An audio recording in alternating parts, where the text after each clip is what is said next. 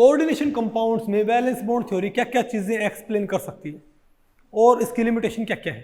नमस्ते, मेरा नाम मनदीप दलाल है और इस लेक्चर में हम इन्हीं प्रश्नों के उत्तर खोजने की कोशिश करेंगे।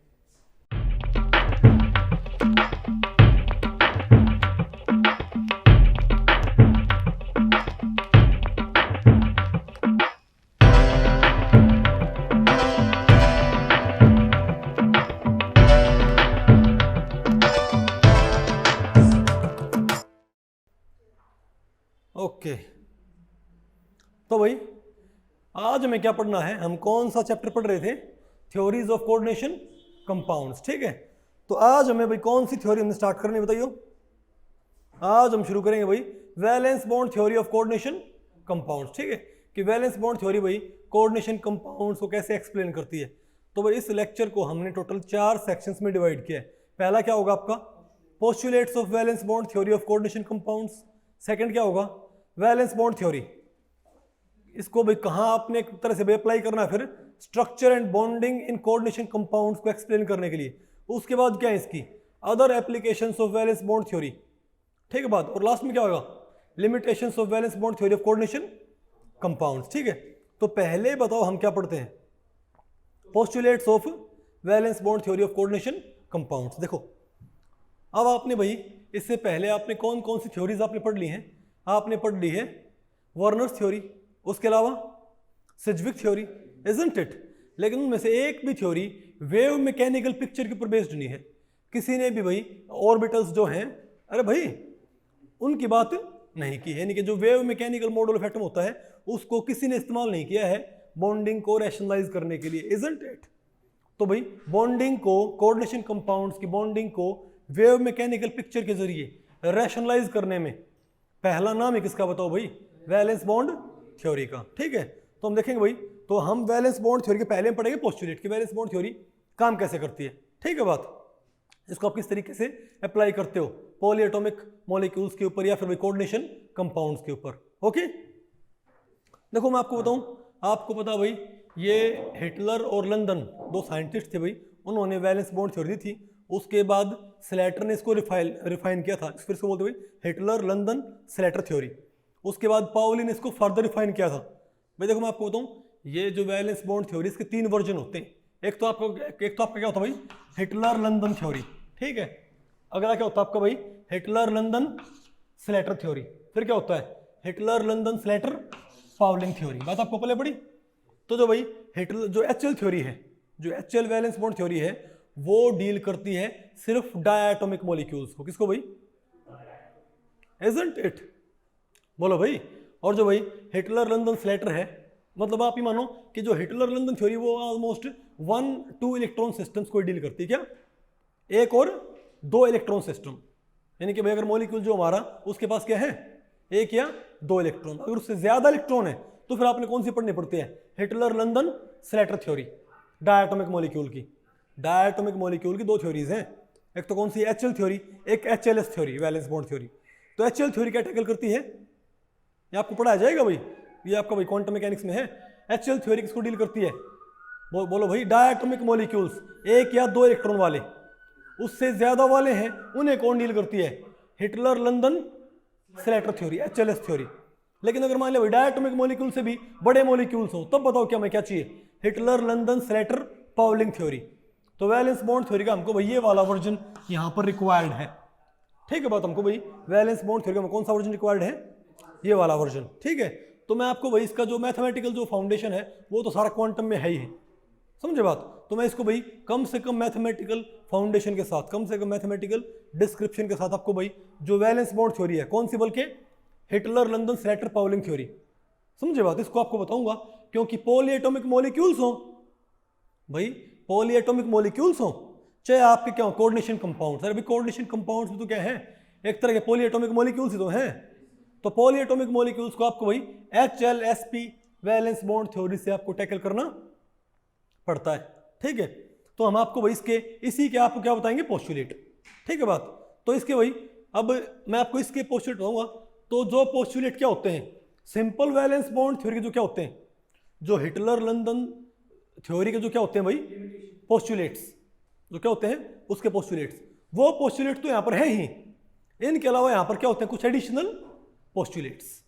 ठीक है, आप बताओ हिटलर लंदन थ्योरी में, अगर मैं भाई हिटलर लंदन स्लेटर थ्योरी अगर मैं बात करूँ तो वहाँ बताओ भाई कोई बॉन्ड बनने के लिए क्या होता है, अगर मैं नॉन मैथमेटिकल वे में बोलूँ, दो ऑर्बिटल क्या करते हैं आपस में ओवरलैप करते हैं, दो ऑर्बिटल क्या करते हैं आपस में, मान लिया आपको भाई H2 को ही एक्सप्लेन करना है, ठीक है बात, बोलो भाई आपको H2 को ही एक्सप्लेन करना है, तो आप क्या करोगे बताओ, पहले बताओ H2 एक सिंपल सिस्टम है कॉम्प्लेक्स सिस्टम है, बताओ भाई H2 एक कॉम्प्लेक्स सिस्टम है ना, इजंट इट, H2 का मॉलिक्यूल क्या भाई कॉम्प्लेक्स सिस्टम, ठीक है।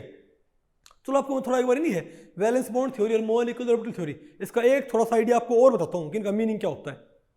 ओके, आप खुद कह रहे हो कि H2 एक डायटोमिक मॉलिक्यूल है, तो भाई इसको आप इसके लिए आप क्या करोगे, तो आपको ये पता करना है कि इसमें दो इलेक्ट्रॉन कैसे रहते हैं, इसमें दो इलेक्ट्रॉन कैसे एग्जिस्ट करते, आप क्या बोलोगे, हम लगाएंगे भाई पोस्टुलेट्स ऑफ क्वांटम मैकेनिक्स कि दो इलेक्ट्रॉन इसमें जैसे भी रहते हैं हमको नहीं मालूम, लेकिन मान ले उनको रहने का स्टाइल क्या है, एक फंक्शन बताएगा साई, साई पे हमने क्या लगाया हैमिल्टोनियन एच साई ई साई बन गया, लेकिन ये एच साई ई साई भाई सॉल्व नहीं होगा, समझे बात, ये सॉल्व नहीं होगा तो ना हमारे पास वेव फंक्शन है ना हमारे पास क्या है एनर्जी। तो जब आपको वेव फंक्शन नहीं मालूम हो सकता सिंपल क्वांटम मैकेनिकल रूट से, तो आपको वेव फंक्शन का तुक्का मारना नहीं पड़ेगा, तो आपको वेव फंक्शन क्या करना पड़ता भाई, तुक्का मारना पड़ता है। तो वह तुक्का मारने के दो तरीके क्या होते हैं, तो ट्रायल वेव फंक्शन होता है जो भाई, क्योंकि आपको ये नहीं पता कि मॉलिक्यूल्स में इलेक्ट्रॉन कैसे रहते हैं, आपको नहीं मालूम भाई, तो आपने मान लिया कि मॉलिक्यूल्स में इलेक्ट्रॉन्स के रहने के तरीकों को बताने वाला फंक्शन क्या है साई, आपको अगर साई पे लगाएंगे हैमिल्टोनियन एच साई ई साई सॉल्व करेंगे क्या आएगा वेव फंक्शन एनर्जी, ये सॉल्व ही ना हो भाई, तो ना वेव फंक्शन है ना ही क्या है एनर्जी, मैंने आपको पढ़ाई थे ना क्वांटम में भाई अप्रोक्सीमेट मेथड्स, तो आप बताओ आप क्या करोगे भाई, तो आपको तुक्का मारना पड़ेगा ना वेव फंक्शन का, जब आपको फंक्शन नहीं पता तो आप क्या करोगे फंक्शन का तुक्का मारोगे, तो फंक्शन का तुक्का मारने का एक तरीका तो क्या कहलाता है वैलेंस बॉन्ड थ्योरी, फंक्शन का तुक्का मारने का दूसरा तरीका क्या कहलाता है आपका मॉलिक्यूलर ऑर्बिटल थ्योरी, बात आपको पहले पड़ी, तो एमओ थ्योरी और वैलेंस बॉन्ड थ्योरी, क्योंकि भाई ये एक तरह क्या है कॉम्प्लेक्स सिस्टम, जो मॉलिक्यूल्स होते हैं वो क्या होते हैं, जो मॉलिक्यूल्स होते हैं वो क्या होते हैं भाई कॉम्प्लेक्स सिस्टम्स होते हैं, समझे बात, तो इन कॉम्प्लेक्स सिस्टम्स को सॉल्व करने के लिए आपने क्या करना पड़ता है, तो कॉम्प्लेक्स सिस्टम्स के लिए भाई श्रोडिंगर इक्वेशन तो सॉल्व होती नहीं, तो इनको फिर कैसे सॉल्व करते हैं, हम वेव फंक्शन का तुक्का मारते हैं, तुक्का मारने का एक तरीका क्या कहलाता है वैलेंस बॉन्ड थ्योरी, तुक्का मारने का दूसरा तरीका क्या कहलाता है मॉलिक्यूलर ऑर्बिटल थ्योरी, सिंपल बात आपको पहले पड़ गई भाई। तो जो वैलेंस बॉन्ड थ्योरी है उसमें तुक्का हम कैसे मारते हैं, उसमें हम ये मानते हैं भाई, खैर मैं इसके ऊपर ज़्यादा भाई डिटेल में जाऊँगा फिलहाल, ठीक है, ज़्यादा वो आपका भाई मैथमेटिकल हो जाएगा। वैलेंस बॉन्ड थ्योरी में ये होता है कि हम क्या मानते हैं कि दो एटम जब नजदीक आएंगे ना, क्या भाई, जब दो एटम्स क्या आएंगे नजदीक आएंगे तो उनके ऑर्बिटल्स क्या करेंगे आपस में ओवरलैप करेंगे, ठीक है बात, और उनके ऑर्बिटल ओवरलैप से सिस्टम की पोटेंशियल एनर्जी बताओ क्या होगी भाई घटती है, क्या होता है भाई सिस्टम की पोटेंशियल एनर्जी घटेगी, एक खास दूरी पे आके उनमें बहुत कम क्या रह जाएगी सिस्टम की एनर्जी, अरे भाई ये क्या है दोनों, अरे भाई दो न्यूक्लियस के बीच की क्या है ये दूरी है, समझे बात, तो इस दूरी पे एनर्जी क्या हो जाएगी बहुत कम हो जाएगी ना, एनर्जी क्या है मिनिमा, इजंट इट, तो इसी को हम बताओ क्या बोलते हैं बॉन्ड लेंथ, पता होगा ना आपको, तो एक खास दूरी पे आके बॉन्ड बन जाएगा। लेकिन वैलेंस बॉन्ड थ्योरी अपना आइडिया लेती कहाँ से है, लेविस थ्योरी से, किससे भाई Lewis theory of chemical bonding से। लेविस ने क्या बताया था कि एक बॉन्ड बनने के लिए क्या चाहिए दो इलेक्ट्रॉन्स, तो Lewis theory valence bond theory इसी बात को मानती है कि एक बॉन्ड बनने के लिए क्या रिक्वायर्ड होगी हमको दो इलेक्ट्रॉन्स की हमको रिक्वायरमेंट होगी पक्का, ठीक है। तो जो ये ऑर्बिटल ओवरलैप से ये एनर्जी घटेगी, जो ये ऑर्बिटल ओवरलैप से एनर्जी, देखो भाई इसका एक्सट्रीमली सोफिस्टिकेटेड जो ट्रीटमेंट है वो तो आपको हम क्वांटम में पढ़ाते हैं, मैं यहाँ पर आपको भाई एक जनरल आइडिया आपको दे रहा हूँ, ठीक है ना बात।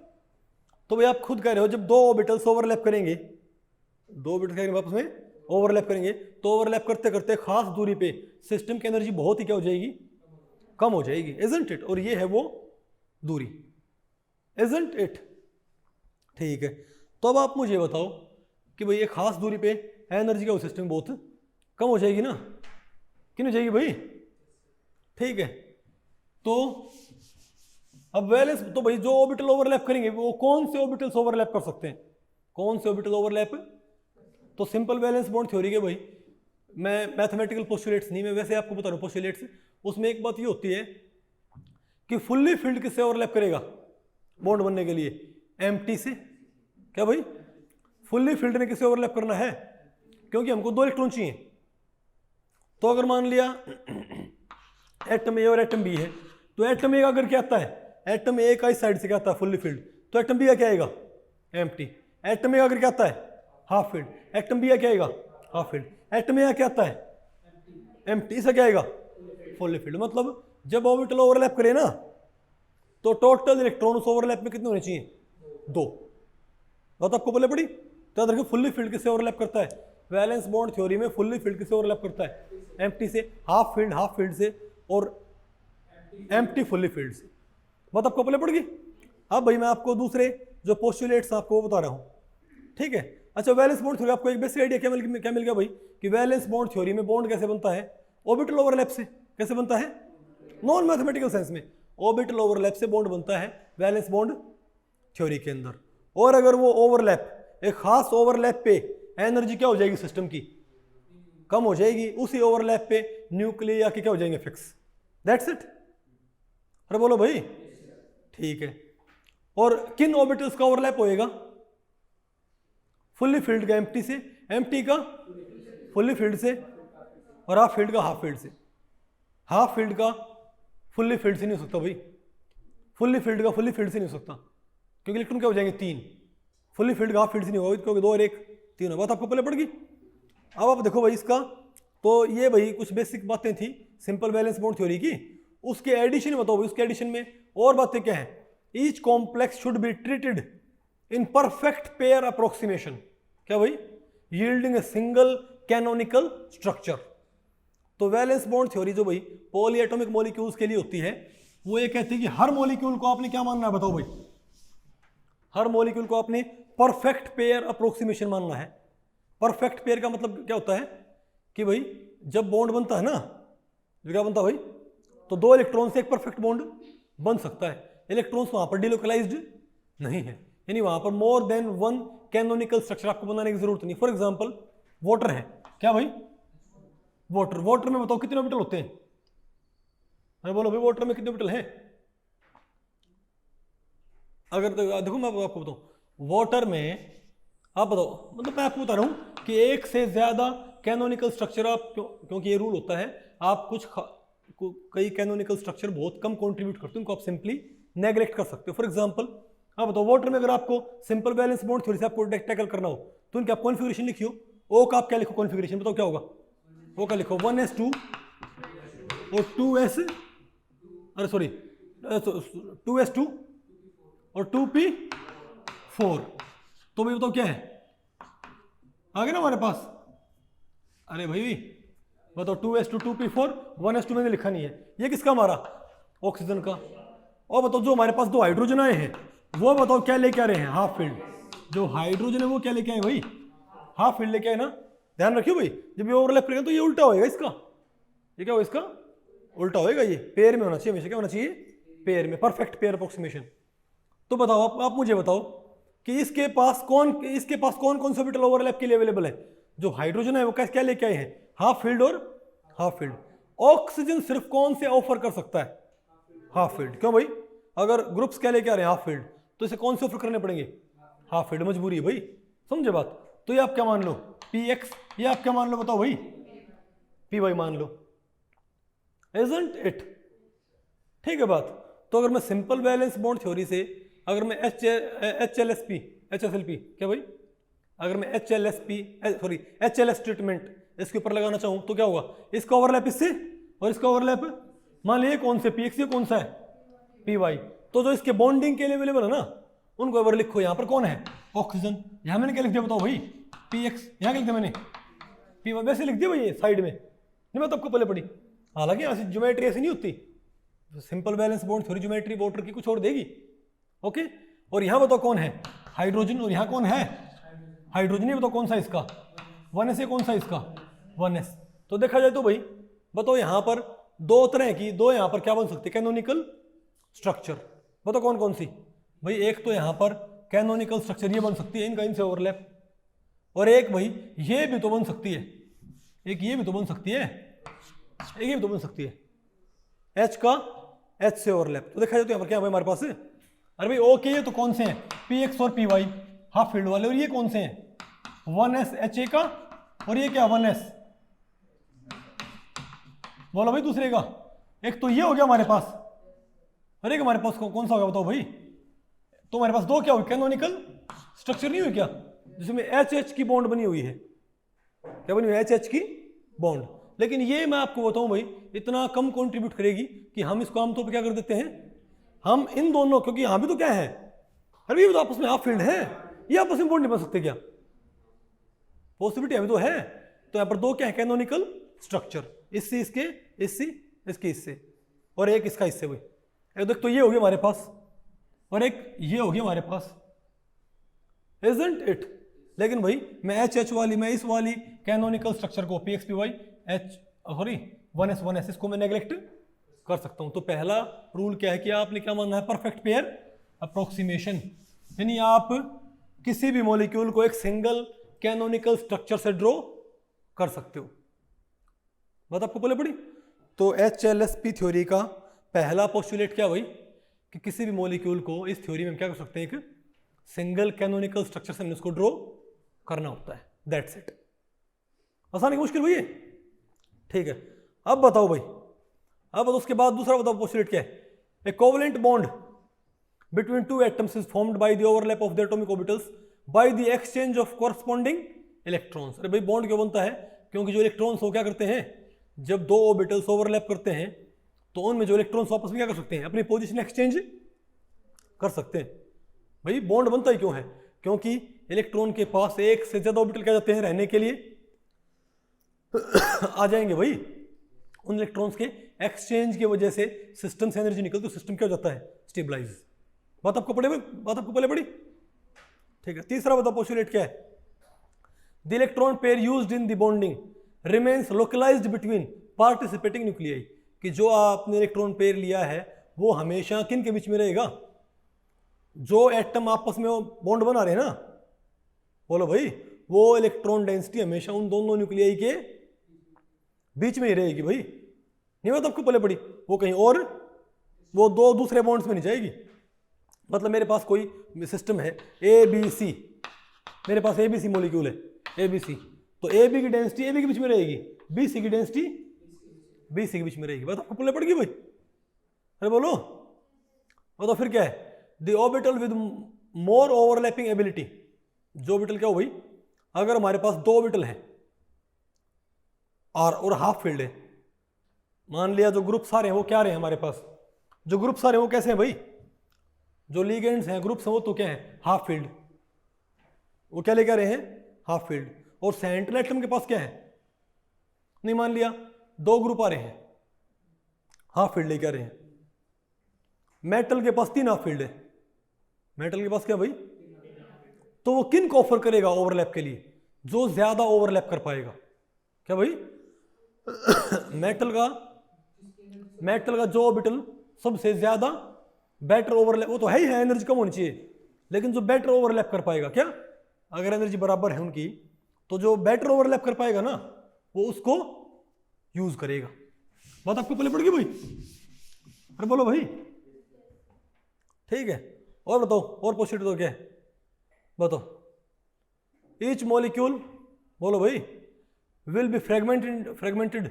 अरे भाई आप पढ़ने दो, ये इसमें ये आपका फिजिकल का कॉन्सेप्ट है, ठीक है। अरे भाई जो हर एक मॉलिक्यूल होता है ना उसको आप क्या कर सकते हो बताओ, हर एक मॉलिक्यूल एक्चुअली 2 एटम्स में तोड़ देते हैं।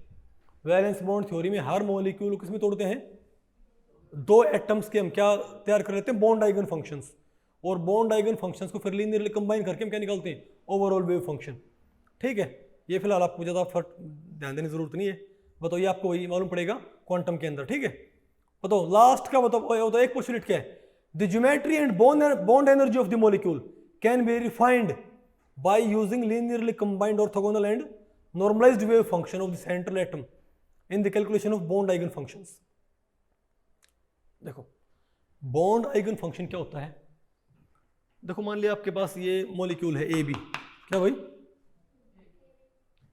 जैसे भाई तो ये जो बॉन्ड होता है ना, इसका भी एक आइगन फंक्शन होता है बॉन्ड्स का भी, उसे हम क्या बोलते हैं, बॉन्ड आइगन फंक्शंस। अरे भाई क्योंकि डायटोमिक मॉलिक्यूल में क्या होता है, सिर्फ एक बॉन्ड होता है, लेकिन पॉलीएटॉमिक मॉलिक्यूल में क्या होते हैं, कई सारे। भाई डायटोमिक मॉलिक्यूल में तो क्या होता है, एक सिंगल बॉन्ड होता है ना, क्या नहीं होता। पॉलीएटॉमिक मॉलिक्यूल में क्या होता है, मल्टीपल बॉन्ड्स नहीं होते क्या, हमारे क्या होते हैं भाई, मल्टीपल बॉन्ड्स। तो जो मल्टीपल बॉन्ड्स होते हैं, जो बहुत सारे बॉन्ड्स होते हैं, हर बॉन्ड का फिर क्या होता है, आइगन फंक्शन क्या होता है एक, वो कैसे तैयार करते हैं ये क्वांटम में आपको पढ़ाया जाता है, ठीक है। भाई देखो डायटोमिक मॉलिक्यूल में एक बॉन्ड है, पॉलीएटॉमिक मॉलिक्यूल में कई बॉन्ड्स हैं, तो आप सिस्टम की एनर्जी कैसे निकालते हो बताओ, बोलो भाई। तो जो कई बॉन्ड्स है ना, आप पूरे मॉलिक्यूल को स्ट्रक्चर्स में तोड़ लेते हो, किसमें भाई, स्ट्रक्चर्स में, मतलब भाई मतलब एटम्स के पेयर में, एटम्स के आप, फॉर एग्जांपल अगर मुझे पाई बॉन्डिंग ट्रीट करनी हो बेंजीन की, क्या भाई, अगर मुझे नहीं, मान लिया मुझे अमोनिया ट्रीट करना है, अगर मुझे क्या ट्रीट करना है भाई, अमोनिया ट्रीट करना है NH3, ठीक है। तो वहां पर मैं 3 बॉन्ड आइगन फंक्शन बनाऊंगा, वहां पर कैनोनिकल स्ट्रक्चर बहुत सारी होंगी। आप क्या कर सकते हो, एक बड़े सर्कल में कितने ऑर्बिटल होते हैं अमोनिया के, नाइट्रोजन के 3, अमोनिया में नाइट्रोजन के कितने होते हैं, 3 होते हैं ना भाई, इजंट इट। तो यहां पर आप लिखो एक सर्कल बना के 1 2 3, ये 3 तो मैंने किसके बना दिए, ये तो किसके हैं भाई, नाइट्रोजन के ऑर्बिटल 3। नाइट्रोजन कौन से होते हैं, ये 3 ऑर्बिटल नहीं होते क्या, 2s2 2p3 नहीं होते क्या, और 3 हाइड्रोजन आ गए हमारे पास। अरे बोलो भाई, बात आपको पहले पड़ रही है। तो ये थ्योरी क्या बोलती है कि आपने पूरा जो मॉलिक्यूल होता है ना फुल सेंस में, तो आपने जो इसके आए हैं एक बना के सर्कल, उस पर 3 ऑर्बिटल लिख दो, 1 2 3, और फिर ये और लिख दो, अरे हाइड्रोजन के, इसे इन्हें क्या बोल दो, 4 5 और 6। तो ये तो किसके बताओ भाई, ऑक्सीजन के। ये किसके बताओ भाई, HA HB और HC के। ओ सॉरी, नहीं नाइट्रोजन कौन से हैं, 1 2 3, अरे हाँ ये कौन से हैं भाई, नाइट्रोजन के, एक उसके हैं नाइट्रोजन के। क्योंकि यहाँ पर भाई सिस्टम की एनर्जी हम कैसे निकालते हैं, यहाँ पर सिस्टम की एनर्जी कैसे निकालते हैं, थोड़ा मैं आपको आइडिया दे रहा हूँ। तो होता क्या है, एक आपने क्या बनाया, सर्कल, सर्कल पे यहाँ पर आपको ज्योमेट्री का ध्यान देने की जरूरत नहीं है, समझ के बात, बहुत सिंपली करो, 1 2 3 किसके ऑर्बिटल लिए, नाइट्रोजन, कौन कौन से, दिस, और ये कौन से हैं, हाइड्रोजन के, समझे बात। तो पूरे मॉलिक्यूल को आप फ्रेगमेंट्स में तोड़ देते हो, किसमें, फ्रेगमेंट्स में, 2 के फ्रेगमेंट्स में, किसमें भाई, 2 के फ्रेगमेंट्स में, ठीक है। बताओ कौन से, क्या हो गया, एक तो ये हो गया, नहीं मैं तो आपको पहले पड़ी, ये लाइंस क्यों होनी चाहिए, लाइंस आपको उसमें क्रॉस नहीं करनी चाहिए, सर्कल बना के उस पे जितने ऑर्बिटल पार्टिसिपेट करने बॉन्डिंग में, सर्कल बना के जितने हैं ऑर्बिटल पार्टिसिपेट कर रहे हैं बॉन्डिंग में, सबको लिख दो, 1 2 3 4 5 6, ठीक है बात, बोलो भाई। अब जितने भी क्या होते हैं, ये होती है कैनोनिकल स्ट्रक्चर्स, क्या होती है कैनोनिकल स्ट्रक्चर्स, ठीक है। तो ये वाली जो स्ट्रक्चर है ये हमको यूज करनी है परफेक्ट पेयर अप्रोक्सीमेशन में, नहीं मतलब आपको तो यहां पर हमारे पास कितने बॉन्ड आइगन फंक्शन हो गए बताओ, बोलो भाई, हमारे पास यहां पर कितने बॉन्ड आइगन फंक्शन है, 1 2 और 3, नहीं मैं तो आपको पहले पढ़ी क्या भाई, मतलब ये जो कैनोनिकल स्ट्रक्चर है इसका हम वेव फंक्शन हासिल कर लेंगे, समझे बात हुई। और एक बताओ क्या हो जाएगा हमारे पास, एक तो ये हो गया हमारे पास, एक क्या हो गया, अरे इनको मिला दो, इनको मिला दो, जितने भी मिस के नहीं, जितने मिस के ऐसे ऐसे और ऐसे, आपस में क्या होना चाहिए, क्रॉस ना होनी चाहिए। जैसे एक तो हमारे पास ये हो गया, अरे भाई एक हमारे पास बताओ क्या हो जाएगा, ये हो जाएगा, नहीं मैं तो आपको पहले पढ़ रही भाई, फिर एक ऐसे हो जाएगा, ऐसे हमारे पास बताओ कितने बनेंगे, टोटल 5 क्या बनेंगे कैनोनिकल स्ट्रक्चर्स, समझे बात। अरे भाई हमारे पास टोटल कितनी कैनोनिकल स्ट्रक्चर्स हमारे पास बन जाएंगी, 5 बन जाएंगी, ठीक है। और हर एक में बताओ क्या 3 3 बॉन्ड नहीं क्या, हर एक स्ट्रक्चर में कितने बॉन्ड है, 3 बॉन्ड, नहीं समझे बात। इन 3 बॉन्ड्स के जो आइगन फंक्शंस हैं उनको इस्तेमाल करके मैं पूरी स्ट्रक्चर क्या तैयार कर लेता हूं, फंक्शन, नहीं बात आपको पहले पड़ी। अरे मेरे पास यहां पर कितने फंक्शन है, कितने बॉन्ड्स हैं, कुछ बात आपको पहले पड़ रही भाई? अमोनिया में नाइट्रोजन के पास कितने हाफ फील्ड है? 3। हाइड्रोजन के पास कितने हाफ फील्ड है? 3। तो आपने क्या करना होता है यहाँ पर भाई? बताओ। आपने आपने भाई 1 2 3 तो किसके लिख दिए? नाइट्रोजन के, और 3 आपने लिख दिए हाइड्रोजन। तो टोटल हमारे पास कितने ऑर्बिटल हैं? 6 ऑर्बिटल। सर्कल में ये 6 ऑर्बिटल लिख के, और इनके बीच में जितने भी बिना क्रॉस किए हुए आप लाइन खींच सको ना, 2 एटम्स के बीच में भाई, सॉरी 2 ऑर्बिटल्स के बीच में, उतनी लाइन खींच लो। तो हमारे पास बताओ भाई, हर स्ट्रक्चर बताओ हमारे पास कितनी लाइन आएंगी? 1 लाइन, 2 लाइन, 3 लाइन। अगला बताओ क्या आ जाएगा हमारे पास? अरे भाई हमारे पास ऐसे नहीं जाएंगी, 1 2 3 4 5 और 6। बताओ क्या हो जाएगा? 1 2 3 1 2 3 4 5 और 6 क्या हो जाएगा हमारे पास भाई? बताओ भाई। एक ये हो गया हमारे पास। नहीं मतलब आपको पहले पड़ रही क्या? ऐसे हमारे पास तो क्या हो जाएगा हमारे पास? इनको हम क्या बोलते हैं? Canonical structures. इनको हम क्या बोलते हैं? कैनोनिकल स्ट्रक्चर्स बोलते हैं। ठीक है बात। और बताओ क्या, मैं मैथमेटिक्स के बिना आपको बता रहा हूँ ये। और तो क्या है मेरे पास? 1 2 3 4 5 और 6। ठीक है, एक बताओ क्या होगा हमारे पास? 1 2 से 5 3 से 4। ऐसे बताओ मैं कितनी स्ट्रक्चर तैयार कर सकता हूँ? 5 स्ट्रक्चर्स में तैयार कर सकता हूँ। तुम क्या बोलेंगे कि अमोनिया मॉलिक्यूल की हमारे पास क्या होती है? 5 स्ट्रक्चर्स। नहीं बात आपको पहले पड़ी? इनको बोलते हैं कैनोनिकल स्ट्रक्चर्स बोलते हैं भाई। टोटल 6 ऑर्बिटल थे हमारे पास। ठीक है, तो ये तो हम क्या करते हैं? हम हर स्ट्रक्चर का हम क्या निकालते हैं? Complete wave function, bond eigen function इस्तेमाल करके। क्या हम बॉन्ड आइगन फंक्शंस निकाल के क्या निकालते हैं? हर स्ट्रक्चर का वेव फंक्शन। समझ गए बात? अरे भाई यहां पर 3 बॉन्ड नहीं क्या, तो यहां पर हम कहेंगे 3 बॉन्ड आइगन फंक्शंस। नहीं मतलब आपको पहले पड़ेगा भाई? उन बॉन्ड आइगन फंक्शंस को आपने एंटी सिमेट्रिक फैशन में क्या करना? कंबाइन करना है। आपके पास क्या जाएगा? ऐसा कंप्लीट वेव फंक्शन। इस स्ट्रक्चर का पास क्या गया? Wave function. इसका भी क्या गया? Wave function. इसका भी क्या गया भाई? वेव फंक्शन आ गया। नहीं बात आपको पहले पड़ रही क्या? थोड़ा आपका आइडिया हो रहा है? तो ये जो तीनों स्ट्रक्चर हैं, इनके जो फंक्शंस हैं, इनको आप लीनियरली कंबाइन कर लेते हो। लीनियर कॉम्बिनेशन में जिसका कॉन्ट्रीब्यूशन क्या होगा? ज्यादा, उसका कोफिशिएंट क्या जाएगा? ज्यादा। जिसका कॉन्ट्रीब्यूशन जो अनस्टेबल होगी, उसका कोफिशिएंट अपने आप क्या हो जाएगा? कम हो जाएगा। बात आपको पहले पड़ गई? बस मेरे कहने का मतलब क्या है कि जो बॉन्ड आइगन फंक्शन है, जो आपने कैलकुलेट करने हैं किसी स्ट्रक्चर का वेव फंक्शन कैलकुलेट करने के लिए, भाई एनर्जी आप कैसे निकालते हो? वेव फंक्शन से। एनर्जी हम कैसे निकालते हैं? किसी स्ट्रक्चर की, किसी मॉलिक्यूल की एनर्जी कैसे निकालते हैं? बताओ। किसी भी मॉलिक्यूल की एनर्जी कैसे निकलती है? उसके कंप्लीट वेव फंक्शन से उसकी एनर्जी निकलती होगी। तो उसका कंप्लीट वेव फंक्शन हमारे पास कैसे आएगा? किसी भी मॉलिक्यूल की एनर्जी उसके वेव फंक्शन से निकलती होगी, तो उसका वेव फंक्शन कैसे आएगा? वैलेंस बॉन्ड थ्योरी में कैसे आता है? किसी भी मॉलिक्यूल का एनर्जी कैसे आएगा? उसके वेव फंक्शन से, इजंट इट? उसका वेव फंक्शन कैसे मालूम करोगे आप? तो उस मॉलिक्यूल की पहले आप क्या बनाते हो? उस मॉलिक्यूल में जितने ऑर्बिटल क्या होते हैं? पार्टिसिपेट करते हैं बॉन्डिंग में, उन सभी ऑर्बिटल्स को एक सर्कल में लिख लेते हैं। बात आपको पहले पड़ी? फिर जितनी क्या खींचती है? पैरेलल, जितनी नॉन क्रॉसिंग लाइन खींचती हैं 2-2 एटम्स के पेयर में, उतनी लाइन खींच ली। नहीं बात आपको पहले पड़ी भाई? जैसे यहां पर आपको दिख रहा है ये लाइन आपस में क्रॉस नहीं कर रहा भाई, तो इनको बोलते हैं कैनोनिकल स्ट्रक्चर्स। वैसे ही आपकी आयनिक स्ट्रक्चर्स भी होती हैं। समझ गए बात? तो ये क्या? Canonical structures. ये जो कैनोनिकल स्ट्रक्चर्स हैं, इनकी हम क्या निकाल लेते हैं? इनके हम क्या निकाल लेते हैं? Wave functions. इन कैनोनिकल स्ट्रक्चर्स के हम क्या निकाल लेते हैं?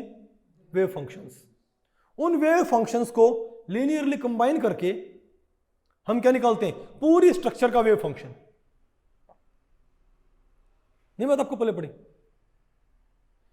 आपने किसी मॉलिक्यूल की एनर्जी निकालनी है, आपने किसी मॉलिक्यूल की भाई एनर्जी निकालनी है। मान लिया मैं बोलूंगा आपको अमोनिया की एनर्जी आपने निकालनी है, आप क्या करोगे? बताओ।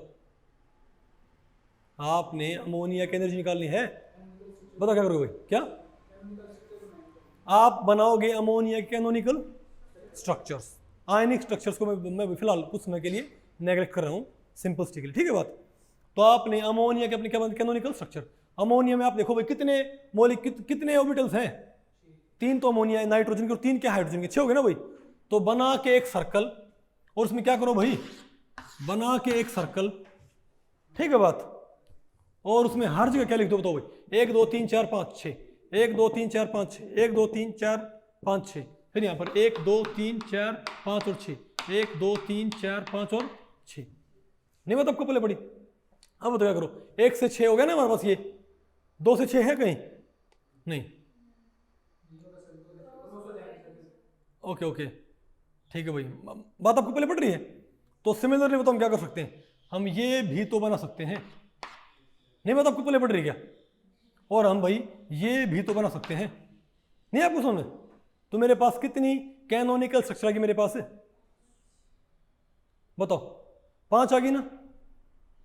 ठीक है, तो हम क्या मानते हैं कि अमोनिया की स्ट्रक्चर वास्तव में इन 5 स्ट्रक्चर क्या होता है, कॉम्बिनेशन।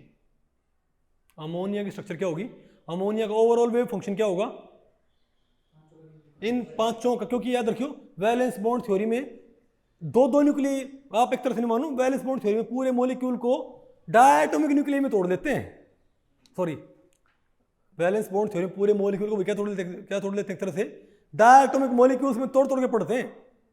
नहीं बात आपको पहले पड़ी। देखो यहां पर मैं अमोनिया क्या सोच रहा हूं, अमोनिया को एक डायटोमिक, दूसरा डायटोमिक, तीसरा डायटोमिक, एक डायटोमिक, दूसरा डायटोमिक, तीसरा डायटोमिक। नहीं बात आपको पहले पड़ी भाई? अरे बोलो भाई, ये सब क्या यानी कि वैलेंस बॉन्ड थ्योरी में आप पूरे मॉलिक्यूल को डायटोमिक मॉलिक्यूल्स में तोड़ के पढ़ते हो एक तरह से। ठीक है बात। तो अमोनिया के मॉलिक्यूल की कंप्लीट एनर्जी हमें निकालनी है। ठीक है बात। उसके लिए क्या चाहिए, अमोनिया का कंप्लीट वेव फंक्शन चाहिएगा। उसका कंप्लीट वेव फंक्शन मेरे पास कैसे आएगा, अमोनिया के लिए आप क्या लिखोगे बताओ, कैनोनिकल स्ट्रक्चर्स। ठीक है बात। जहां पर मैंने कौन से ऑर्बिटल इस्तेमाल किए बताओ भाई, 3 तो अमोनिया के और 3 हाइड्रोजन के। इन तीनों की मैं क्या, इन 5 कैनोनिकल स्ट्रक्चर्स की मैं क्या निकाल लूंगा, वेव फंक्शन निकाली मैंने 5 के वेव फंक्शन निकाल लिए ना भाई।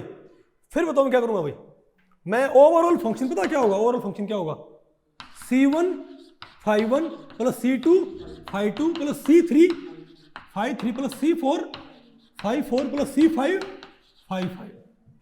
समझे बात?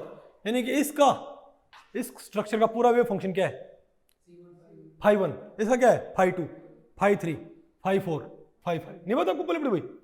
तो जो ज्यादा कंट्रीब्यूट करेगी उसका कोफिशिएंट क्या है, बहुत ज्यादा आएगा, बाकी क्या आएगा, बहुत कम आएगा। नहीं बात आपको पहले पड़ी? तो मैंने क्या बताया, अमोनिया मॉलिक्यूल में, अमोनिया के मॉलिक्यूल में क्या होगा भाई, क्योंकि नाइट्रोजन से क्या होता है, आप तो अमोनिया आमतौर पर ऐसे बनाते हो ना वैलेंस बॉन्ड थ्योरी में, हम तो ऐसे बनाते हैं, है ना।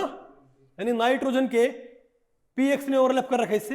अरे भाई नाइट्रोजन के 3 ऑर्बिटल ने ओवरलैप इससे और इससे ओवरलैप कर रखा होगा। नहीं बात आपको पहले पड़ी? नाइट्रोजन तीनों किससे ओवरलैप कर रहे हैं, तो कौन सी कैनोनिकल स्ट्रक्चर इससे मैच करती है बताओ भाई, 1 2 3 किससे ओवरलैप, बोलो भाई। 1 का 6 से, 4 5 6 किससे हैं, 4 5 6 किसके, हाइड्रोजन के। 1 2 3 किसके हैं, नाइट्रोजन के। तो 1 2 6, 2 2 5, 3 2 4, यानी ये कैनोनिकल स्ट्रक्चर क्या सबसे ज्यादा कंट्रीब्यूट कर रही है ओवरऑल स्ट्रक्चर में। तो ये 4 में क्या कर देता हूं एक तरह से नेग्लेक्ट। बात आपको पहले पड़ी भाई? नहीं समझ में आया?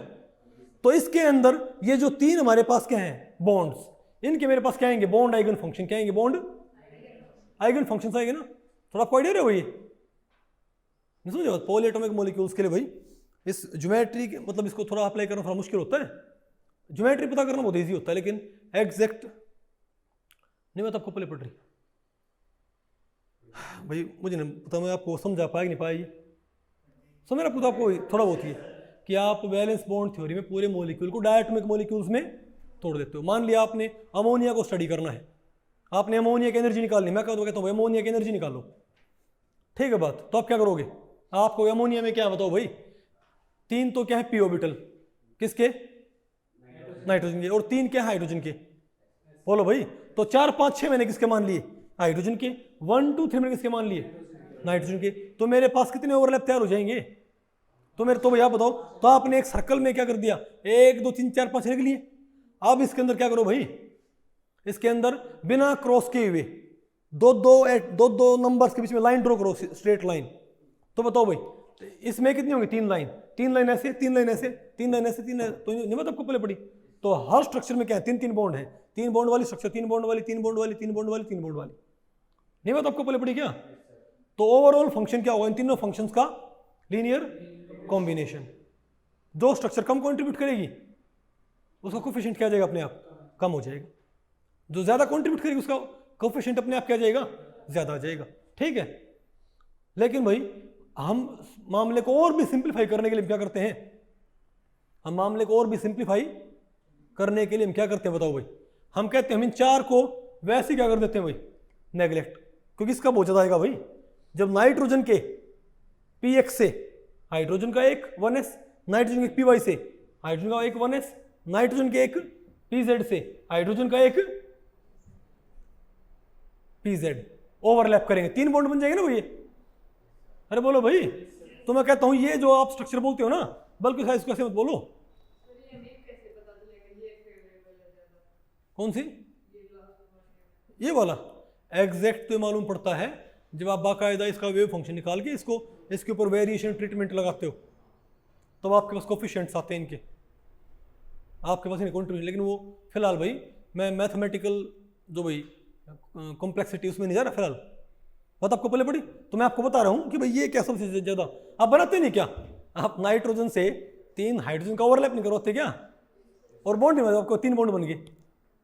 आप बोलते ना वास्तव में जो आप ये कहते हो ना कि नाइट्रोजन ने, चलो एक काम करते हैं आप, और हाइब्रिडाइजेशन नहीं, फिलहाल क्या मत देखो, फिलहाल देखो भाई, ये बताओ कौन से 1 2 3 किसके हैं, ये नाइट्रोजन के, लिखो नाइट्रोजन के, बताओ तो ये बताओ कौन सा नाइट्रोजन का, अरे 2s 2 और 2p क्या है 3 होगा, तो ये तो कौन सा है एक, ये कौन सा, और ये कौन सा बताओ भाई, तीसरा हाफ फील्ड और हाफ फील्ड होगा, ये नहीं मतलब आपको पहले पड़ी, तो 3 हमारे पास फिर क्या आगे, इसको भैया आप क्या बोलते हैं 3 डायमेंशन में लेके जाओ, इस सर्कल वाली ज्योमेट्री को, सर्कल वाली स्ट्रक्चर को आप 3 डायमेंशन में लेके जाओ, बताओ क्या रखा है इसके अंदर, क्या रखा है इसके अंदर, नाइट्रोजन के कौन कौन से 1 2 3 ऑर्बिटल हो गए ना, 1 2 3 फर्स्ट ऑर्बिटल, सेकंड और भाई थर्ड ऑर्बिटल, ये किससे ओवरलैप कर रहे हैं, हाइड्रोजन के 1s और 1s से, समझ गए बात, तो ये 1s से ओवरलैप कर गया, 1s से, तो ये है ना, तो ये वाला और ये वाला तो कौन से हैं आपके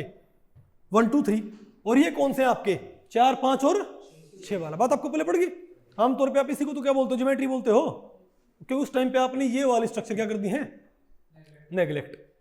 ठीक है बात, नहीं बात आपको पहले पड़ी। तो यहाँ पर 3 मेरे पास क्या आएंगे, बॉन्ड आइगन फंक्शन, मेरे पास क्या 3 में यहाँ पर क्या आएंगे, मेरे पास 3 बॉन्ड बने हैं क्या, मेरे पास यहाँ पर क्या बनेंगे 3 बॉन्ड्स, नहीं बात आपको पहले पड़ी। तो इस स्ट्रक्चर की एनर्जी कैसे निकालेंगे, तो फिलहाल मैं क्या मान लूंगा कि इसी स्ट्रक्चर की एनर्जी क्या होगी, वास्तव में तो पूरे अमोनिया की एनर्जी कैसे आनी चाहिए, इन सभी स्ट्रक्चर्स का लीनियर कॉम्बिनेशन से जो फंक्शन आए उससे आने वाली एनर्जी, इजंट इट। लेकिन फिलहाल मैं क्या मान लेता हूं, किसकी एनर्जी क्या है, पूरे अमोनिया के मॉलिक्यूल की एनर्जी, इजंट इट। अब मैं ये कह रहा हूं कि आपने फिलहाल भाई, तो आप समझे मैंने क्या थी, परफेक्ट पेयर अप्रोक्सीमेशन, कि मैं भाई किसी भी मॉलिक्यूल की जो मल्टीपल क्या होते हैं कैनोनिकल स्ट्रक्चर्स, उसमें मैं बोलो भाई सिर्फ एक कैनोनिकल स्ट्रक्चर इस्तेमाल कर सकता हूं, बाकी को मैं सिंपली नेग्लेक्ट कर सकता हूं, इसको बोलते हैं परफेक्ट पेयर अप्रोक्सीमेशन। बात आपको पहले पड़ गई, क्योंकि इसमें क्या बनते हैं भाई, इसमें परफेक्ट क्या बन रहे बताओ भाई, पेयर्स। अरे नहीं बात आपको पहले पड़ गया भाई, हमारे क्या है परफेक्ट पेयर अप्रोक्सीमेशन। ओके, तो मैं ये कह रहा हूं, तो यहां पर जो 3 बॉन्ड है, तो आपने इस एक बॉन्ड यहां बनेगा, एक बॉन्ड यहां बनेगा, एक बॉन्ड यहां बनेगा, तो मेरे पास कितने बॉन्ड बन गए भाई, 3 बॉन्ड बन गए ना। 3 बॉन्ड बनने से जो एनर्जी निकलेगी, यानी कि अगर मैं इस स्ट्रक्चर के वेव फंक्शन में जो बॉन्ड आइगन फंक्शन है, मैंने इस स्ट्रक्चर की एनर्जी क्या मान लेनी है, टोटल एनर्जी। तो इस स्ट्रक्चर का वेव फंक्शन निकालने में मुझे क्या यूज करने पड़ेंगे, बॉन्ड आइगन फंक्शंस। अरे भाई इस स्ट्रक्चर का वेव फंक्शन निकालने में मुझे क्या इस्तेमाल करने पड़ेंगे, बॉन्ड आइगन फंक्शंस, क्योंकि यहां पर 3 बॉन्ड बन रहे हैं, क्या नहीं बन रहे भाई। तो यहां पर बॉन्ड आइगन फंक्शन जब आप ये वाला, जब आप इस बॉन्ड के लिए आइगन फंक्शन चेक करोगे, तो किसके बीच में होएगा, px और 1s, py और 1s, pz और 1s। बात आपको पहले पड़ी। तो यहां पर इसकी एनर्जी आप निकालोगे, तो आप कौन से ऑर्बिटल इस्तेमाल कर रहे हो, इस स्ट्रक्चर की एनर्जी आप क्या मान रहे हो, अमोनिया क्या है, कंप्लीट एनर्जी, और इसकी एनर्जी आप क्या मान रहे हो भाई, बताओ। सॉरी, इसमें आपने कौन से ऑर्बिटल्स का आपने ओवरलैप कंसीडर किया है, हाइड्रोजन के, सॉरी नाइट्रोजन के px py pz है किससे, 1s 1s और 1s, 3 से। नहीं बात आपको पहले पड़ी क्या? बोलो भाई। और तब आपने सिस्टम की एनर्जी कैलकुलेट की है। ओके, लेकिन यहां पर भाई एक दिक्कत है, ठीक है? अब समझे बात, सिस्टम की एनर्जी कैसे आएगी?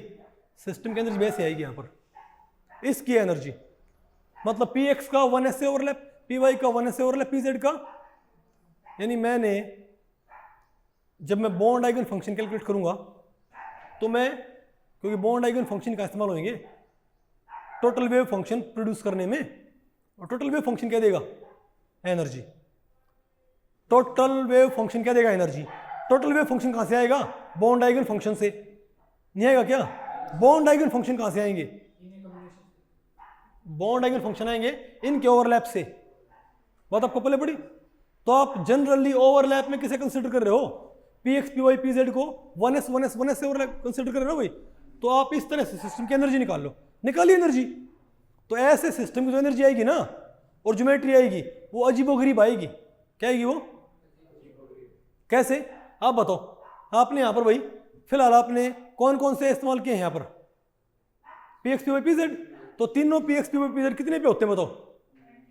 90 पे होते हैं ना? बोलो भाई। तो ये बॉन्ड भी कितने बनेंगे फिर? 90 डिग्री पे। बॉन्ड भी कितने बनेंगे भाई? 90 डिग्री पे। यानी कि अमोनिया का मॉलिक्यूल कैसा होना चाहिए? यानी कि अमोनिया का मॉलिक्यूल, बताओ भाई, यानी कि अमोनिया का मॉलिक्यूल भाई कैसा होना चाहिए बताइए? ऐसा नहीं होना चाहिए अमोनिया का मॉलिक्यूल भाई, ऐसा नहीं होना चाहिए इस टाइप का। अरे बोलो भाई, यहां कौन है? नाइट्रोजन, हाइड्रोजन, हाइड्रोजन और हाइड्रोजन। ऐसा हमको क्या मिलना चाहिए? अमोनिया का मॉलिक्यूल। क्योंकि यहां पर आपने जो बॉन्ड आइगन फंक्शन यूज किए हैं वो किन के ओवरलैप से पता किए हैं? बोलो भाई। और इसकी एनर्जी भी इतनी अच्छी नहीं आएगी, इसकी एनर्जी भी इतनी अच्छी, मतलब इसकी एक्सपेरिमेंटल जो एनर्जी होगी ना, उससे इसकी एनर्जी क्या थोड़ी सी ज्यादा। भाई इसकी एनर्जी एक्सपेरिमेंटल एनर्जी से क्या आएगी? ज्यादा। भाई जितना अच्छा फंक्शन होगा उतना ही क्या देगा?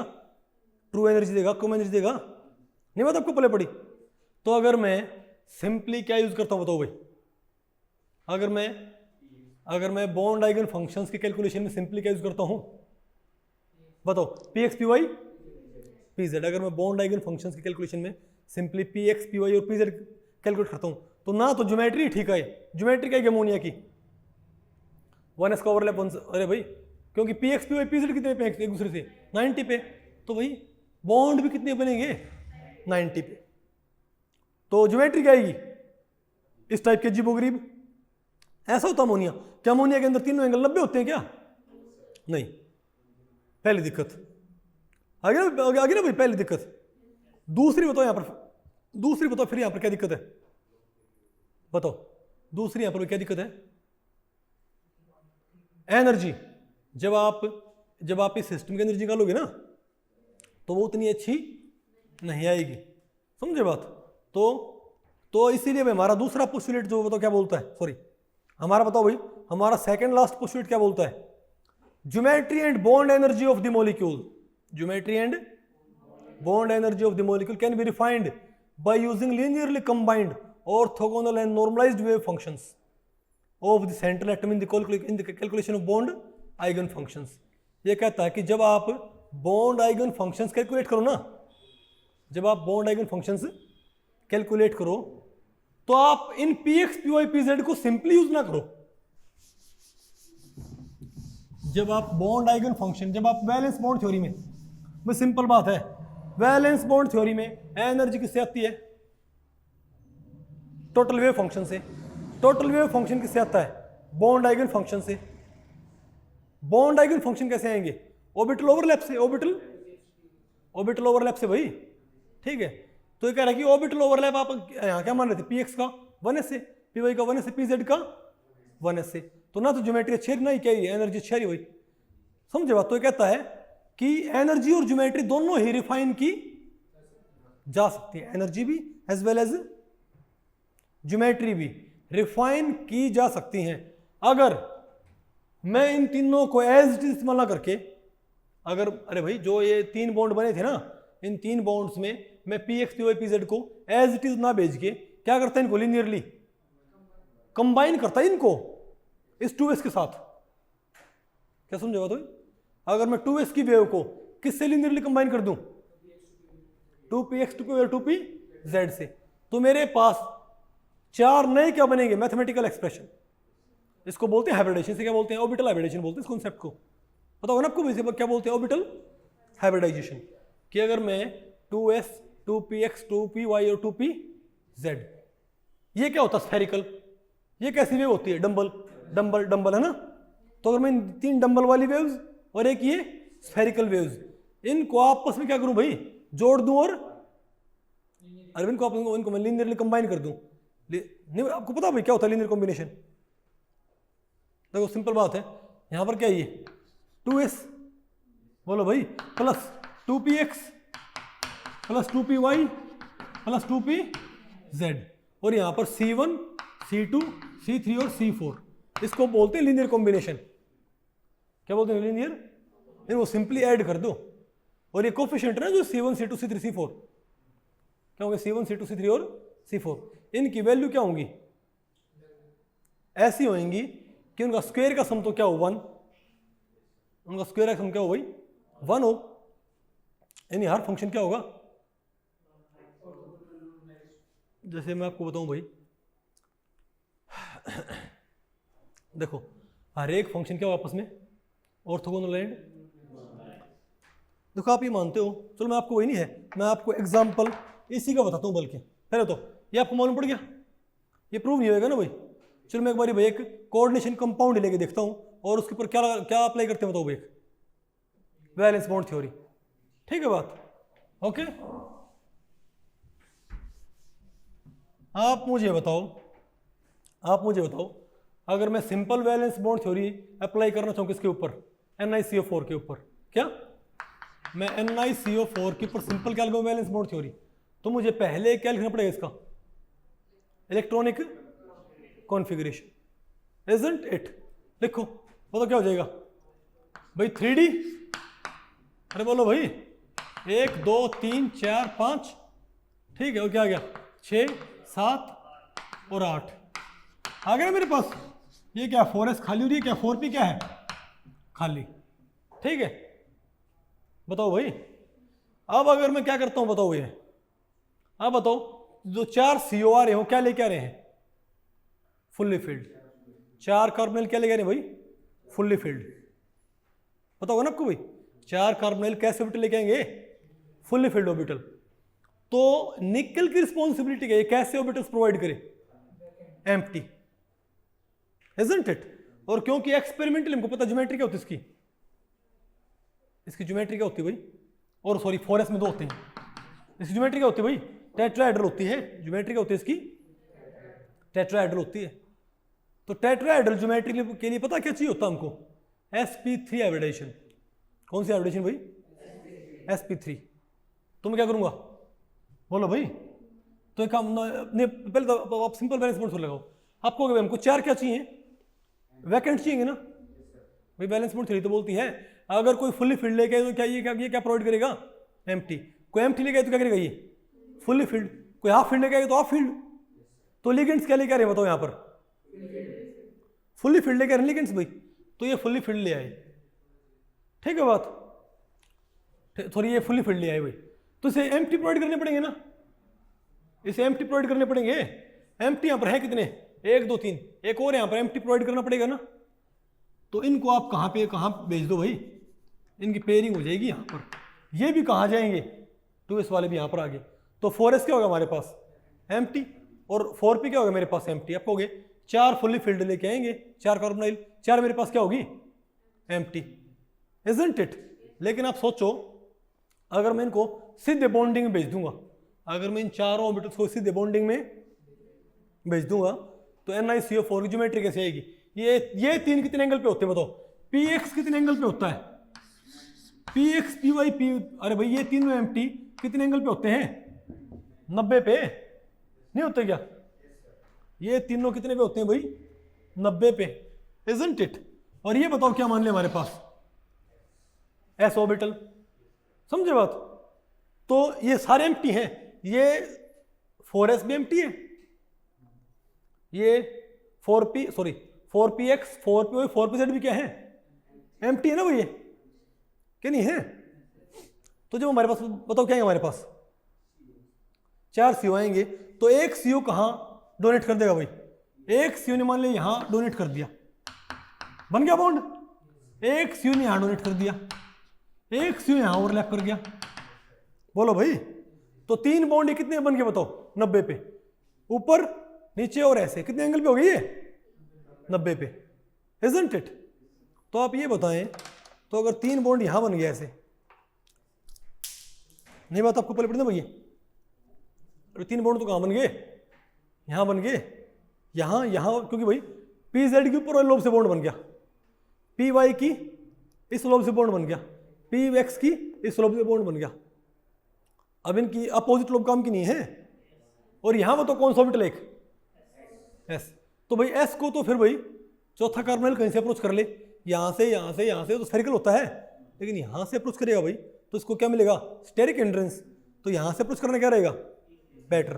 तो कितना एंगल हो गया, 3 तो हो गए, ये एंगल क्या हो गया 90, और ये कितना हो गया 135, कितना हो 100, यानी कि भाई, यानी कि अगर मैं सिंपल वैलेंस, अगर मैं वैलेंस बॉन्ड थ्योरी को भाई बिना ऑर्बिटल हाइब्रिडेशन यूज करता हूं, ठीक है, यानी बॉन्ड आइगन फंक्शंस कैलकुलेट करने के लिए, बॉन्ड आइगन फंक्शंस कैलकुलेट करने के लिए मैं कौन से ऑर्बिटल इस्तेमाल कर लेता हूं, बॉन्ड आइगन फंक्शंस कैलकुलेट करने के लिए मैं कौन से एटॉमिक ऑर्बिटल यूज कर लेता हूं, px py और pz और 2s।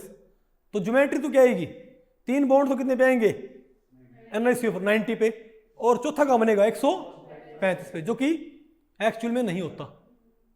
बात आपको पहले पड़ रही है, अरे बोलो भाई, और ना ही बॉन्ड एनर्जी ठीक है इतनी, समझे बात। तो इस बात को पाउलिंग ने भाई इसको कैसे एक्सप्लेन किया, उसने बोला कि आप बॉन्ड आइगन फंक्शंस में, बॉन्ड आइगन फंक्शंस जब आप यूज करते हो, बॉन्ड आइगन फंक्शन कैसे कैलकुलेट होएगा भाई, इसको और इसको यूज करना पड़ेगा आपने। अरे px और 1s, py और 1s, सॉरी, अरे जो भी इसका था, किसका था ये, 1s नहीं, किसका है, साइनाइड का, नहीं बात आपको पहले पड़ी क्या। तो कहता बॉन्डिंग में आप इनको ना भेजो, px py pz और 4s को ना भेजो, इनको आप पहले क्या करो, लीनियरली कंबाइन कर लो। लीनियरली कंबाइन करने का मतलब क्या होता है कि आपने इन चारों को सिंपली जोड़ना घटाना है अलग अलग तरीके से, इनको आपने क्या करना है, सिंपली जोड़ना और घटाना है अलग अलग तरीके से, ठीक है बात। बताओ कैसे, बोलो भाई।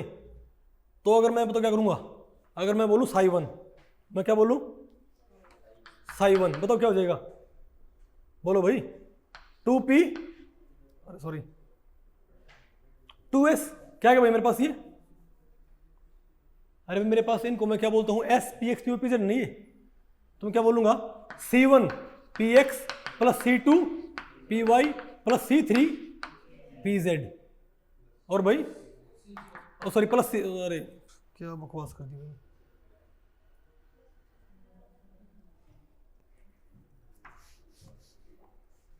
अरे भाई अगर आपने क्या कर दिया बताओ भाई, अगर पहला तो आपने एक फंक्शन लिखना, बताओ क्या, c1s plus c2px plus c3py plus c4pz, ठीक है। तो आप ये बताओ आप c1 c2 की कितनी वैल्यूज कर सकते हो, तो उसको मैंने, इनको मैंने सिंपली मैंने इन चारों ऑर्बिटल्स को जोड़ दिया ना, मैंने इसका वेव फंक्शन, इसका वेव फंक्शन, इसका वेव फंक्शन और 2s का वेव फंक्शन में सिंपली क्या कर दिया, मैंने जोड़ दिए भाई, कि नहीं जोड़ दिए। तो इनको जो इन तो c1 c2 c3 4 की कितनी वैल्यू पॉसिबल होती है, इनफाइनाइट। अब तो आपको आपको कुछ पहले पढ़ रहे हैं, आप c1 c2 c3 की मन मर्जी की वैल्यू कुछ भी पुट कर सकते हो ना, तो इन्हें कितने तरीके से लीनियरली कंबाइन किया जा सकता है, इनफाइनाइट तरीके से। कैसे बताओ भाई, इन्हें हम कितने तरीके से लीनियरली कंबाइन कर सकते हैं, इनफाइनाइट तरीके से। कैसे, मैं लिख दूं यहां पर, मैं लिख दूं भाई 1 5 3 2 4 8 1, मेरी मर्जी भाई, मैं कुछ भी लिखूं भाई, मैं मन मर्जी के फंक्शन लिख सकता हूं।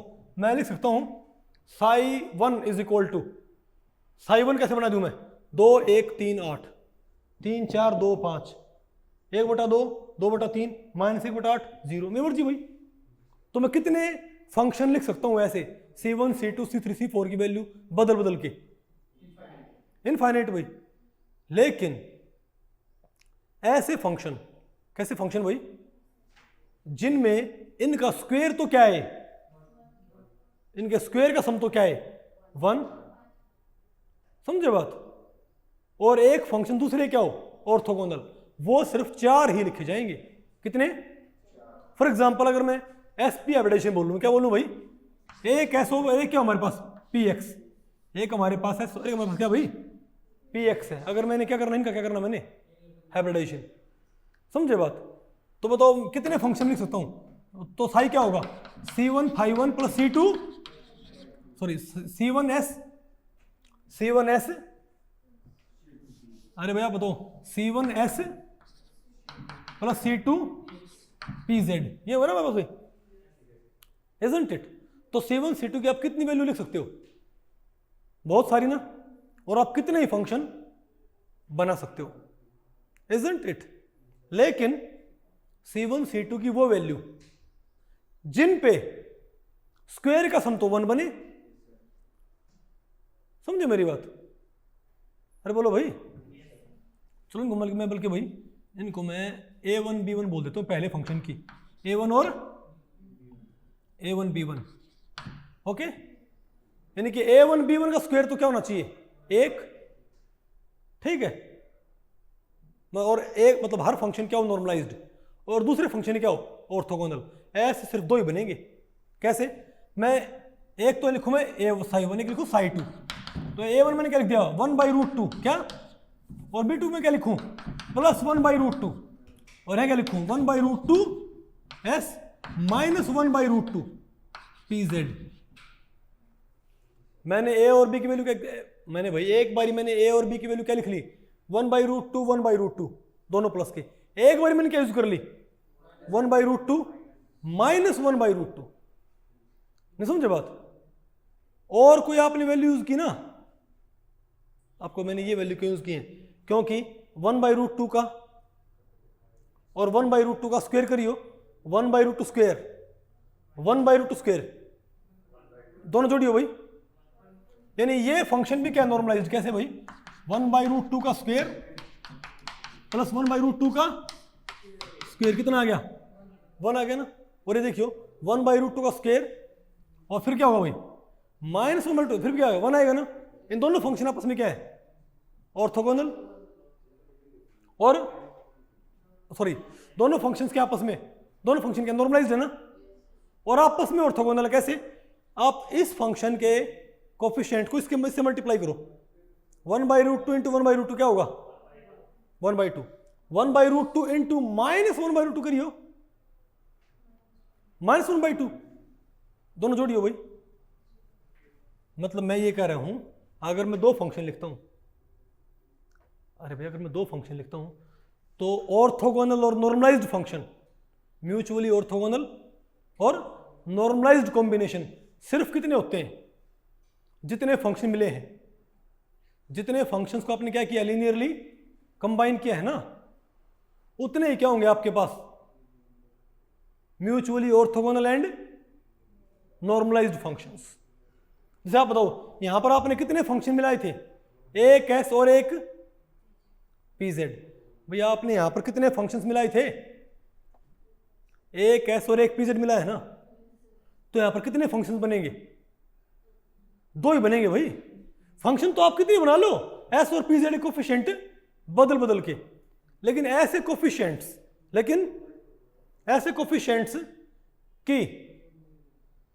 कि दोनों फंक्शन के कोफिशिएंट कि भाई कोफिशिएंट्स का स्क्वायर का सम तो क्या हो 1 हो, और दूसरे फंक्शन के कोफिशिएंट के मल्टीप्लाई से सम क्या है भाई 0।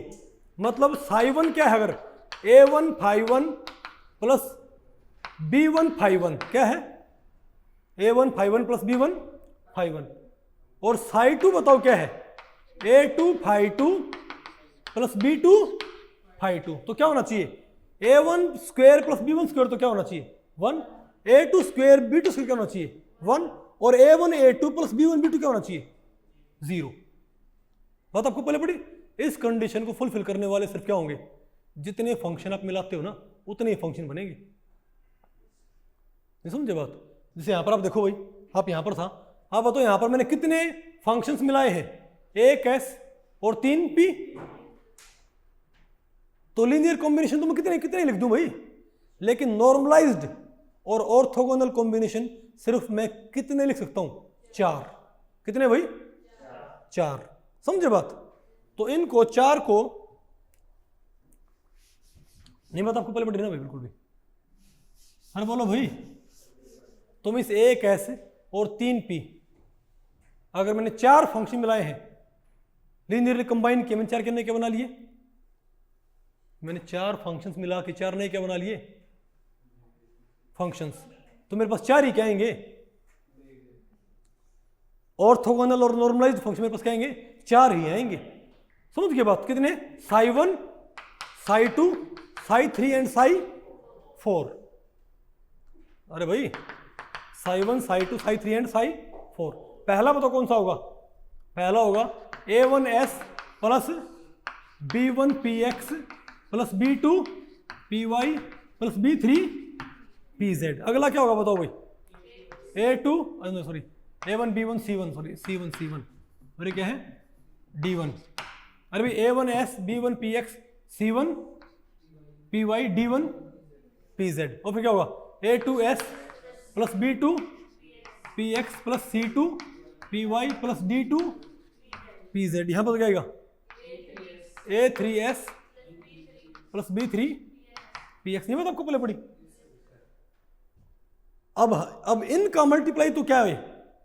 इनका multiply a1 a2 b1 b2 c1 c2 d1 d2 सम 0 आए।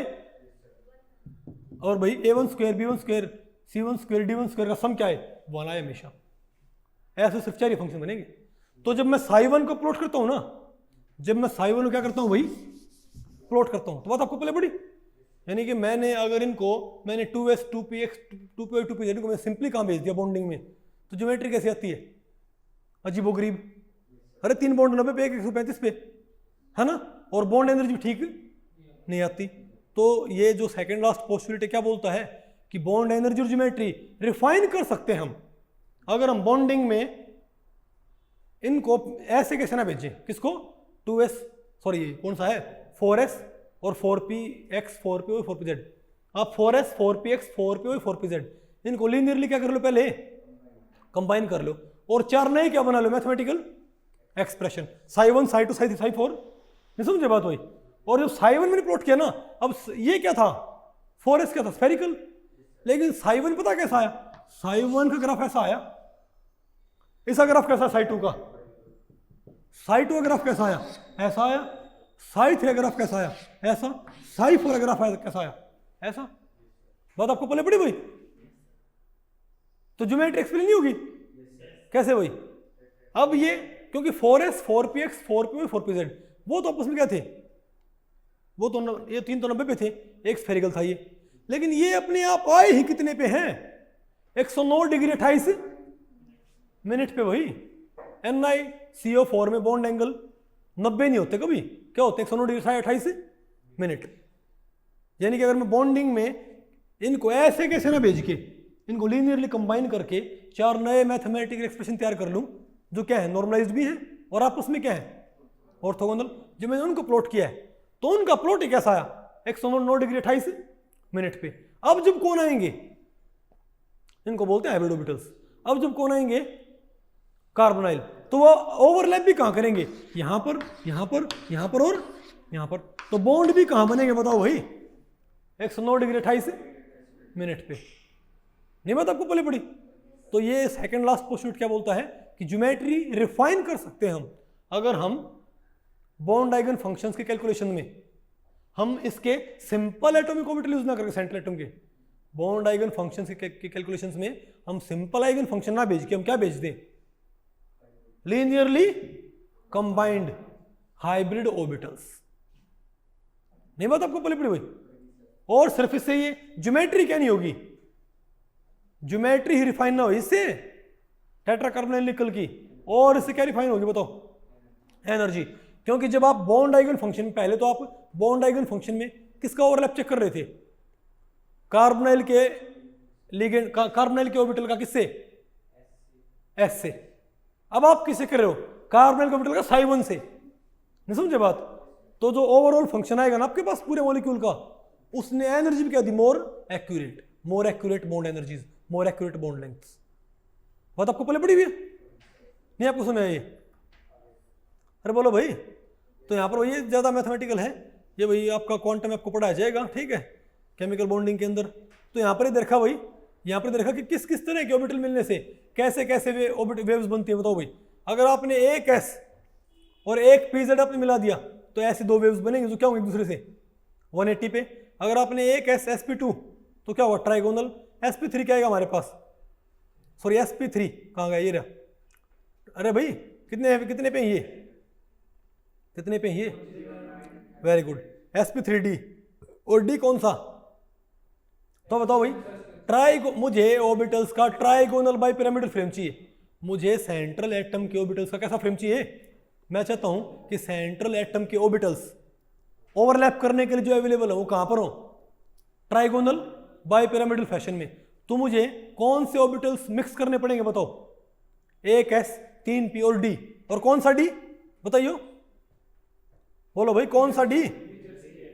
ध्यान से देखो भाई, अगर आपने dz स्क्वायर की वेव, अगर आपने dz स्क्वायर का वेव फंक्शन इनसे मिला दिया, आपने इसका वेव फंक्शन, इसका एक्सप्रेशन, इसका एक्सप्रेशन, इसका एक्सप्रेशन, इसका अपने चारों, अपने पांचों एक्सप्रेशन मिला के क्या बना ली, नए 5 एक्सप्रेशंस। तो बताओ उनका, तो उन 5 नए एक्सप्रेशंस का पहले का प्लॉट कैसे आएगा, छोटी लोब बड़ी लोब, छोटी लोब बड़ी लोब। अरे भाई हमारे पास 5 क्या बनेंगे, नए ऑर्बिटल्स, और वो कितने पॉइंटेड होंगे, ट्राइगोनल बाय पिरामिडल फ्रेम में। तो ओवरलैप कहाँ होगा, यहाँ होगा, यहाँ होगा, यहाँ होगा, यहाँ होगा और यहाँ होगा। नहीं बात आपको पहले पड़ी भाई, तो यहाँ से आप नोट कर लो भाई। बताओ स्क्वायर प्लेनर फ्रेम के लिए मुझे, अरे भाई आप चाहते हो कि मॉलिक्यूल कॉम्प्लेक्स का बने स्क्वायर प्लेनर, तो उसको अपने ऑर्बिटल भी कहाँ पर ओरिएंट करने पड़ेंगे, स्क्वायर प्लेनर फैशन में। तो स्क्वायर प्लेनर फैशन में ओरिएंट करने के लिए क्या चाहिएगा आपको, एक तो डी कौन सा, अगर मैं D X square minus Y square के मैथमेटिकल एक्सप्रेशन को किस में जोड़ देता हूं, एस में, और पी एक्स और पी वाई में, तो मेरे पास 4 नए क्या बन जाएंगे मैथमेटिकल एक्सप्रेशन। और उनके प्लॉट कहां पर आएंगे, छोटी लोब बड़ी लोब, छोटी लोब बड़ी लोब, छोटी लोब बड़ी लोब, छोटी लोब बड़ी लोब। तो 4 हाइब्रिड हो गए ना वैसे भाई। तो यहाँ पर और यहाँ पर और यहाँ पर भाई हाइब्रिडेशन बहुत कॉम्प्लेक्स चीज़ है, ये 12वीं वालों को वैसे ना, है ना, हाइब्रिडेशन तो आसान है। ओके बात आपको पहले पड़ रही भाई, वो बताओ। और sp3d ऑक्टाहेड्रल के लिए बताओ आपको क्या क्या चाहिएगा, बताओ। अरे भाई ऑक्टाहेड्रल के लिए आपको कौन सा फ्रेम चाहिए, ये वाला। अब तो फिर क्या बोलता है ये, सिंस बॉन्ड, अब लास्ट पोस्टुलेट देखो भाई क्या कहता है, since bond energy in valence bond theory for each bond valence bond require 2 electrons, pairing और प्रमोशन में be done in the central atom और द लिगेंड। याद रखो पेयरिंग या प्रमोशन सिर्फ कहां नहीं होती, सेंट्रल एटम, ये लिगेंड हो सकती है। पेयरिंग या प्रमोशन कहां पॉसिबल है, अगर सेंट्रल एटम क्या है फुल्ली फिल्ड और लिगेंड के पास क्या है हाफ फिल्ड, सेंट्रल एटम के पास क्या है फुल्ली फिल्ड, लिगेंड के पास क्या है, तो हो सकता है भाई लिगेंड में आपने क्या करना पड़ जाए, पेयरिंग या प्रमोशन। बात आपको पहले पड़ी, पेयरिंग या प्रमोशन दोनों में पॉसिबल होती है, सेंट्रल एटम में भी और अब भाई इसको आपने अप्लाई करना है, थे आपके भाई postulates of valence bond theory. थोड़ा आपको आइडिया हो भाई, थोड़े कॉम्प्लेक्स है लेकिन मैंने भाई बहुत कम मैथमेटिकल बैग, क्योंकि बात ये भी है जब आप इसको पूरा मैथमेटिकल फ्रेम के साथ समझते हो ना, जब भी आपको बेटर प्ले पड़ता है।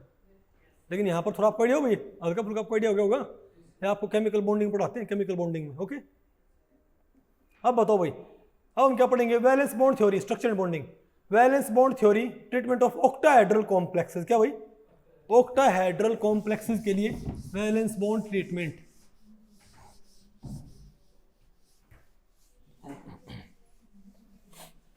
तो एक काम करो भाई, आप ये बताओ ऑक्टाहेड्रल सिस्टम के लिए भाई आपको हाइब्रिडेशन कौन सी चाहिए बताओ भाई, आप यहां से चेक करो, आप यहां से चेक करो आपको ऑक्टाहेड्रल फ्रेम के लिए कैसी हाइब्रिडेशन चाहिए, sp3d2 isn't it? हमको एक s 3p और 2d हमें क्या करने पड़ेंगे भाई, लीनियरली कंबाइन, क्योंकि अगर मैं इनको लीनियरली कंबाइन नहीं करता हूं, अगर मैं इनको लीनियरली कंबाइन ना करूं, समझे बात। फॉर एग्जांपल अगर मुझे ऑक्टेट कॉम्प्लेक्स मेरे पास कौन मान लिया, मेरे पास है FeCN6 4 नेगेटिव है, मुझे ये स्टडी करना किससे, वैलेंस बॉन्ड थ्योरी से, और मैं इसमें क्या ना लगाऊं, हाइब्रिडाइजेशन। तो बताओ क्या होगा, बताओ भाई। इसके लिए आप कॉन्फ़िगरेशन लिखियो, कैसे अप्लाई करते हैं। आयरन का क्या लिखो, अरे क्या लिखो आयरन का कॉन्फ़िगरेशन, बताओ क्या होगा। आयरन 2 पॉजिटिव है ना, बताओ पहले आयरन की स्टेट क्या है, 2 पॉजिटिव। बताओ क्या गया मेरे पास 3D, अरे भाई क्या ये 3D, 1 2 3 4 5, अरे भाई 1 हो गया ना मेरे पास, 6 हो गया ना ये, अरे बोलो भाई। और ये क्या 4 है, सूर्य बताओ क्या है 4P, ठीक है बात। तो आप ये बताओ FeCN6 4 नेगेटिव, अगर मैं इसको ऐसे ही, अगर मैं बिना हाइब्रिडाइजेशन के बॉन्डिंग करवाऊंगा, पहले बताओ 6 साइनाइड क्या लेके आते हैं, बताओ 6 साइनाइड क्या लेके आते हैं, 6 साइनाइड क्या लेके आते हैं, 6 फील्ड लेके आते हैं ना। तो वैलेंस बॉन्ड थ्योरी में बॉन्ड कैसे बनता है, अगर ग्रुप्स क्या लेके आ रहे हैं, फुल्ली फील्ड, तो मेटल क्या प्रोवाइड करने पड़ेंगे, एम्प्टी। एम्प्टी आपके पास कितने हैं बताओ भाई, आप बताओ भाई, पूजा बताओ यहाँ पर एम्प्टी कितने हैं, 4 है ना, हमको 2 एम्प्टी और चाहिए। बताओ मैंने क्या किया भाई, हमने ये उठा के कहाँ कर दिया भाई, ये उठा के यहाँ पर पेयर कर दिया, और ये मैंने उठा के यहाँ पेयर कर दिया, मेरे पास 2 क्या हो गए, एम्प्टी हो गए ना। और ये 2 मान लो कौन कौन से हैं, dx² - y² एंड dz²। ये कौन सा है 4s, ये कौन सा है 4px 4py एंड 4pz। अब आप इनको एक काम करो, बिना हाइब्रिडाइज किए बॉन्डिंग करवा के देखो, तो पता दिक्कत क्या होगी। तो px py pz तो कितने पे हैं, बोलो भाई। तो जो हमारे पास कौन है, आयरन 2 पॉजिटिव, तो आयरन ने भाई, तो आप बताओ ऊपर तो कौन है, ये कौन सा pz, एम्प्टी नहीं है, और ये कौन सा py, और ये कौन सा है pz। अरे बोलो भाई।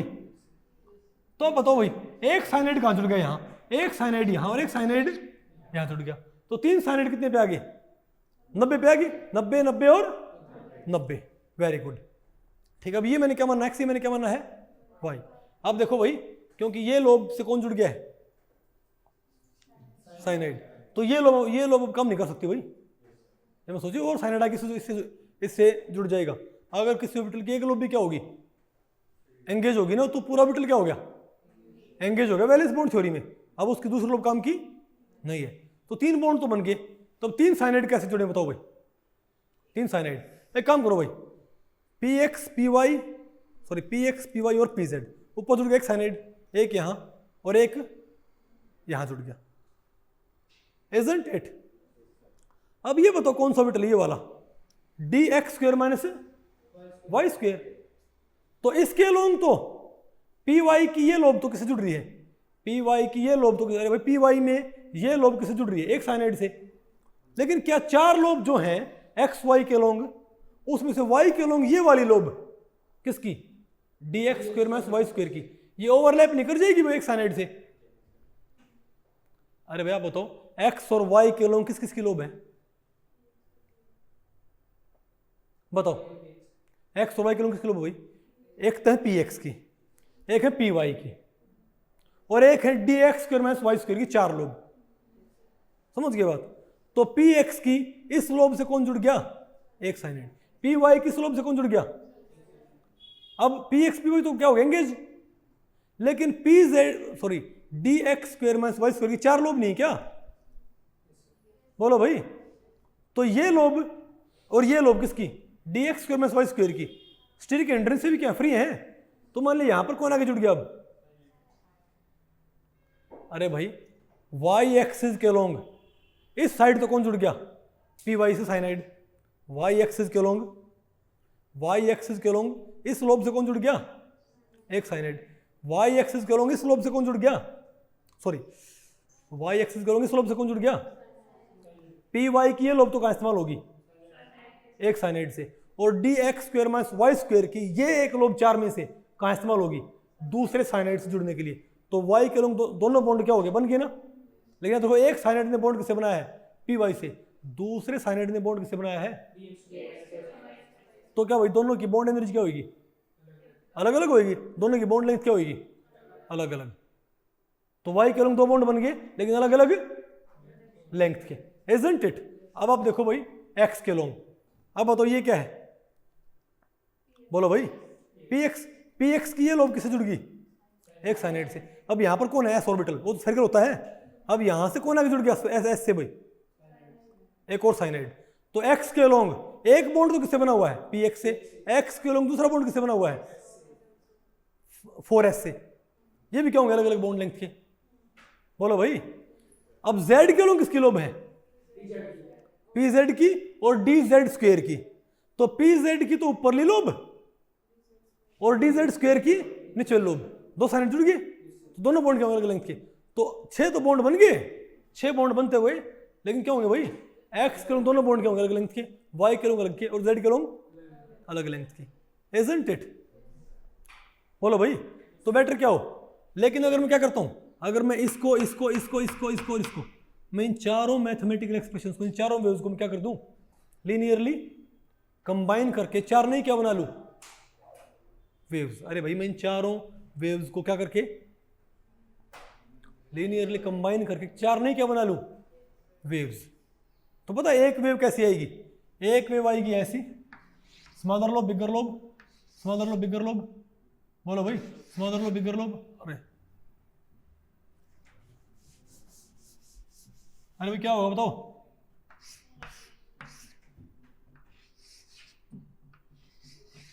नहीं आएगा आपको? अरे बोलो भाई, यानी कि 6 वेव्स बन गई, 6 वेव्स। दो क्या है? z के अलॉन्ग एक सी है, y के अलॉन्ग और x के अलॉन्ग। अब यहां पर कौन आगे जुड़ गए? साइनाइड।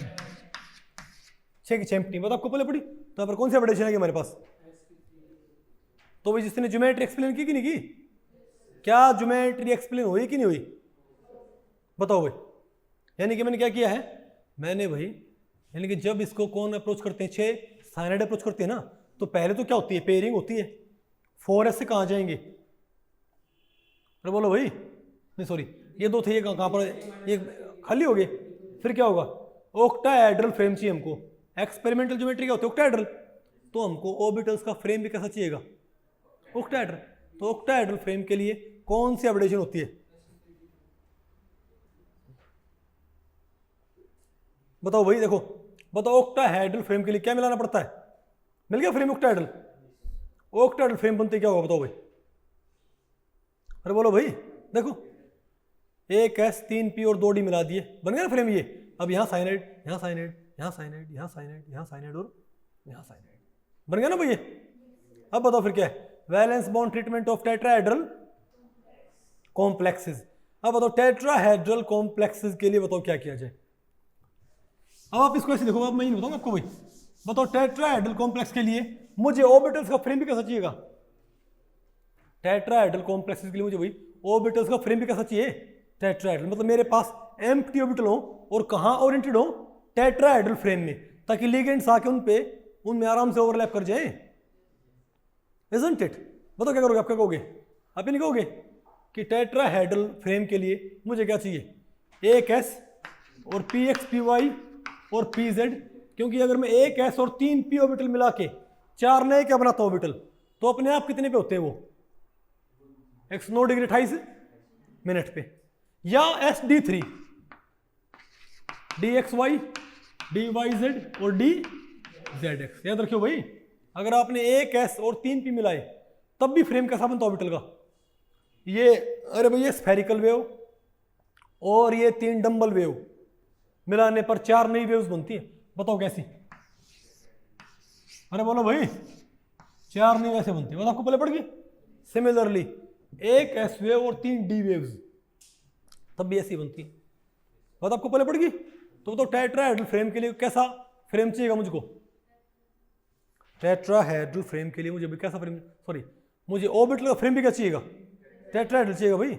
और टेट्राहेड्रल फ्रेम सिर्फ कब बनता है? मैंने पोस्टुलेट्स में लिखवाया था। टेट्राहेड्रल फ्रेम के लिए क्या चाहिए हमको? देखो कौन से चाहिए? s px py और pz। sp3 क्या चाहिए मुझे भाई? हाइब्रिडेशन। एग्जांपल हो इसका, बताओ इसका। NiCO4 है, किसका भाई? NiCO4 का। तो भाई इसके जरिए आप NiCO4 की बॉन्डिंग एक्सप्लेन करो। NiCO4 की पहले क्या लिखो? Ni का कॉन्फ़िगरेशन लिखो, क्या हो जाएगा? अरे वो कौन सा है? पहले लिखो 3D, पहले क्या लिखो भाई? 3D लिखो, तो क्या हो गया? 3D 8 और 4s में कितने होते हैं? 2 और 4p क्या होता है? एम्प्टी। लेकिन अब बताओ, जिसको 4 कार्बन अप्रोच कर रहे हैं तो उसकी रिस्पॉन्सिबिलिटी क्या है? कौन प्रोवाइड करने की है? 4 एम्प्टी। एम्प्टी है कितने यहाँ पर? 3। मुझे एक और एम्प्टी चाहिए ना भाई। आपको एम्प्टी यहाँ से बना लेते हो ना। हमको पता है इस फ्रेम को बनाने के लिए, इसकी ज्योमेट्री को बनाने के लिए कैसा फ्रेम चाहिए ऑर्बिटल का? टेट्राहेड्रल। बोलो भाई। या तो मैं इस एस को देखो, अरे मैंने यहां से खाली करवाया तो 1 डी और 3 पी मिलाने पड़ेंगे, जिनसे टेट्राहेड्रल फ्रेम नहीं बनता। भाई टेट्राहेड्रल फ्रेम किससे बनता है? 3 तो पी और 1 एस। तो इनको उठा के आपने कहां भेजना पड़ेगा? हो गया ना खाली? 1 एस खाली हो गया, 3 क्या हो गए? पी खाली हो गया। बात आपको पहले पड़ रही है? 1 एस और 3 पी क्या हो गए? वैकेंट हो गए। अब इसकी वेव और इन तीनों की वेव्स को मिलाओगे ना तो 4 नहीं क्या बनेंगी वेव्स, और वो कैसे उल्ट होंगी? ऐसे। यहाँ सेंटर में कौन होगा? निकल। अरे बोलो भाई, सेंटर में कौन आ जाएगा? ऊपर कौन जुड़ जाएगा? साइनाइड, साइनाइड ओ सॉरी कार्बोनाइल, कार्बोनाइल और कार्बोनाइल। नहीं बात आपको पहले पड़ी क्या? ठीक है। तो टेट्राहेड्रल बॉन्डिंग को ये बहुत इजीली एक्सप्लेन कर सकता है। ठीक है बात, क्या नहीं? तो ये क्या निकल की ग्राउंड स्टेट, ये क्या निकल की एक्साइटेड स्टेट। ये दो कहाँ आपने भर दिए? यहाँ भर दिए, हो गया ना खाली है। वो बताओ भाई। और देखो इसका भाई पिक्टोरियल रिप्रेजेंटेशन देखो आप, कौन कौन से 4 थे? मैंने ये 4 वेव्स मिला दी, 4 नई वेव्स बन गई। 4 नई वेव्स भाई ओरिएंट ठीक कैसे? ध्यान से देखो, टेट्राहेड्रल फ्रेम में अगर वेव्स अगर एम्प्टी ऑर्बिटल टेट्राहेड्रल में है तो आने वाले जो लिगेंड्स हैं वो ओवरलैप भी कहाँ करेंगे? टेट्राहेड्रल वे में। भाई किसी बिल्डिंग का जो फ्रेम होता है, नहीं समझे बात? अरे भाई कोई किसी, मान लिया एक ढांचा है एक मूर्ति का, मान लिया मूर्ति भाई वो, अरे जो भाई वो मूर्ति हो, मान लो भाई घोड़े की मूर्ति है, उसका ढांचा है। अरे भाई मान लो एक लोहे का ढांचा है एक घोड़े का, ठीक है? तो उसका भाई उस पर इंसान तो बन नहीं सकता, जैसा ढांचा होता है वैसे वैसे उस पर क्या हो भाई? अरे सिंपल, जैसा भी ढांचा होएगा वो उस ढांचे पे आप इंसान की मूर्ति तो भाई सेट नहीं कर सकते ना। तो सिमिलरली जैसा फ्रेम होता है वैसा ही क्या होता है? तो अगर फ्रेम कैसा बना ऑर्बिटल का, ऑर्बिटल का फ्रेम कैसा होता, कैसा बना है? तो लिगेंड्स जुड़ेंगे तो ज्योमेट्री कैसे बनेगी? टेट्राहेड्रल। तो इसने भाई देखो, इसने ज्योमेट्री बहुत जबरदस्त तरीके से इसने क्या की है? एक्सप्लेन। क्योंकि भाई इसने बताया ना कि NiCO4 टेट्राहेड्रल, इसने एक तरह से इसने क्या दिया? इसने वही थ्योरेटिकल जस्टिफिकेशन दिया है कि ये टेट्राहेड्रल क्यों होता है NiCO4, क्योंकि जब आप 1 S और 3 P को मिलाते हो तो 4 जो नई वेव्स बनती हैं वो नई वेव्स होती है कैसे? कितने एंगल पे एक दूसरे से? 109 डिग्री 28 मिनट। बात आपको पहले पड़ी भाई? तो अगर ऑर्बिटल फ्रेम कैसा बना टेट्राहेड्रल तो ज्योमेट्री कैसी होगी? टेट्राहेड्रल। तो ज्योमेट्री को इसने बहुत ही जबरदस्त तरीके से एक्सप्लेन किया, isn't it? नहीं है बेटा आपको?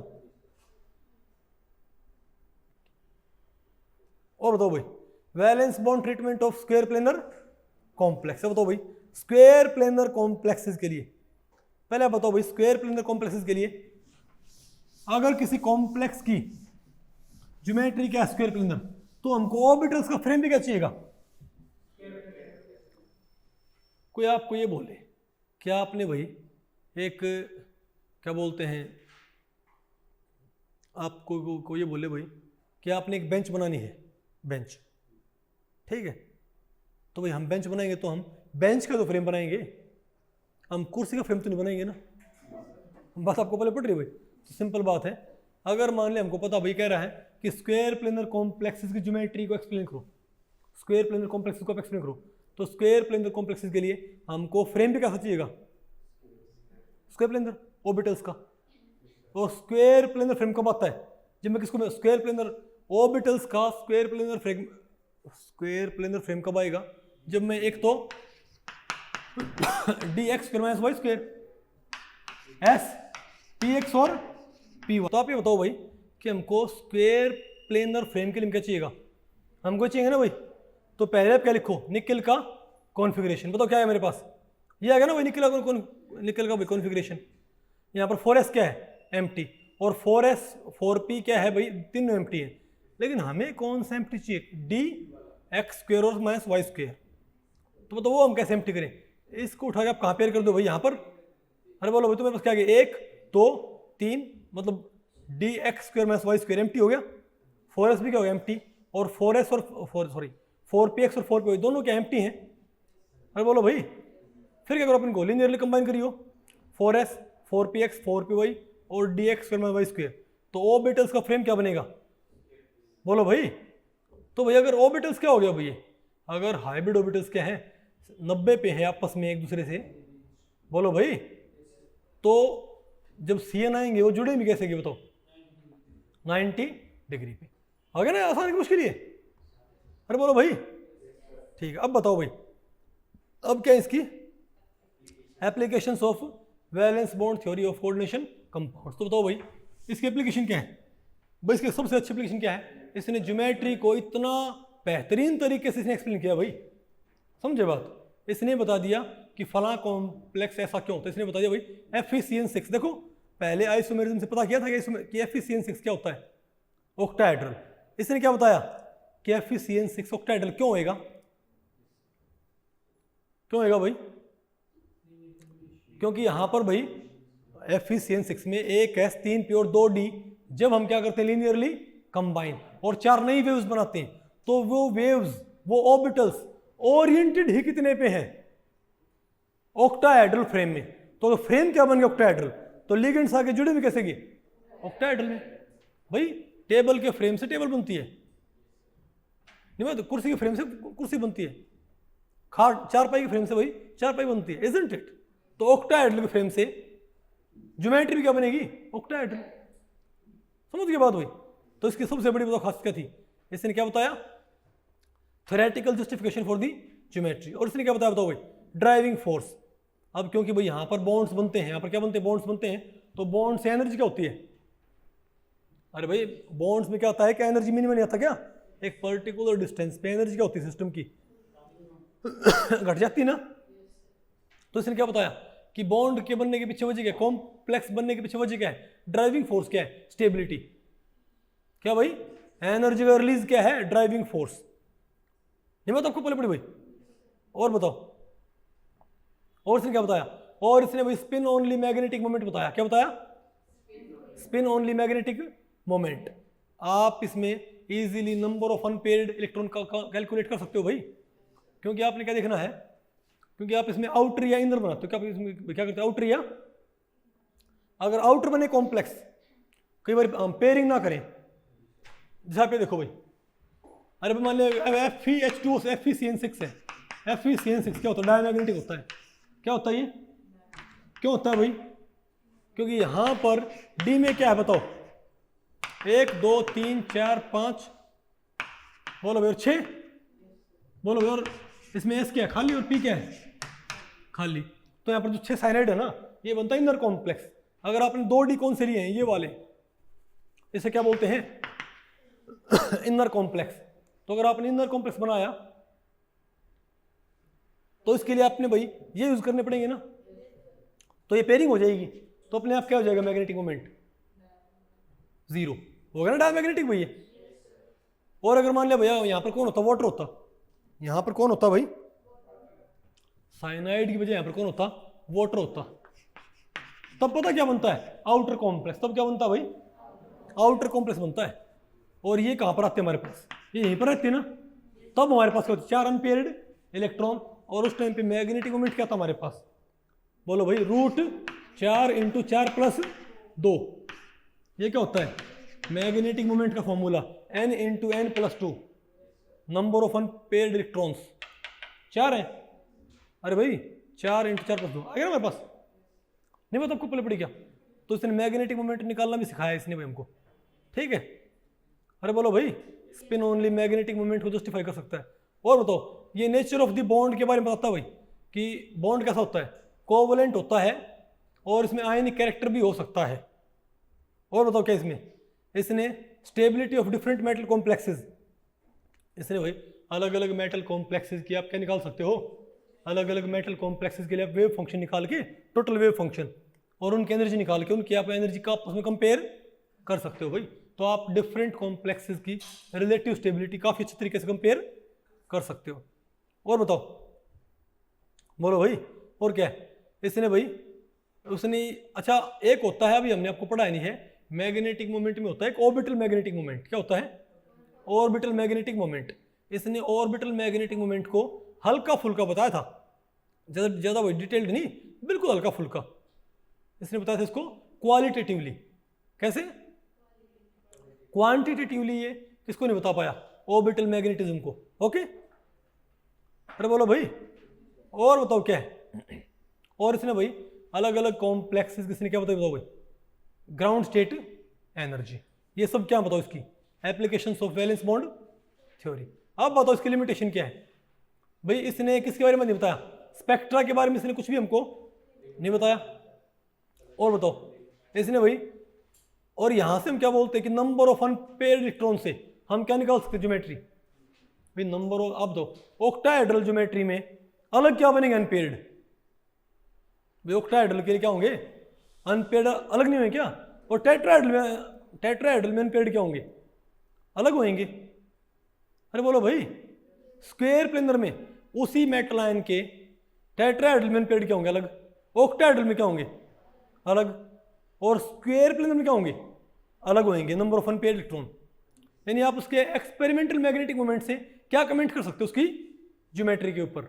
ये बात इसकी एक एप्लीकेशन थी कि हम मैग्नेटिक मोमेंट देख के हम क्या मालूम कर सकते हैं कि मॉलिक्यूल क्या है, टेट्राहेड्रल है, ऑक्टाहेड्रल की स्क्वायर प्लेनर है। लेकिन हमेशा ये वैलिड नहीं होता, हमेशा ये वैलिड नहीं होता भाई। कई बार क्या होता है, एक पर्टिकुलर आयन दोनों ज्योमेट्रीज में क्या रखती है, same number of unpaired electrons.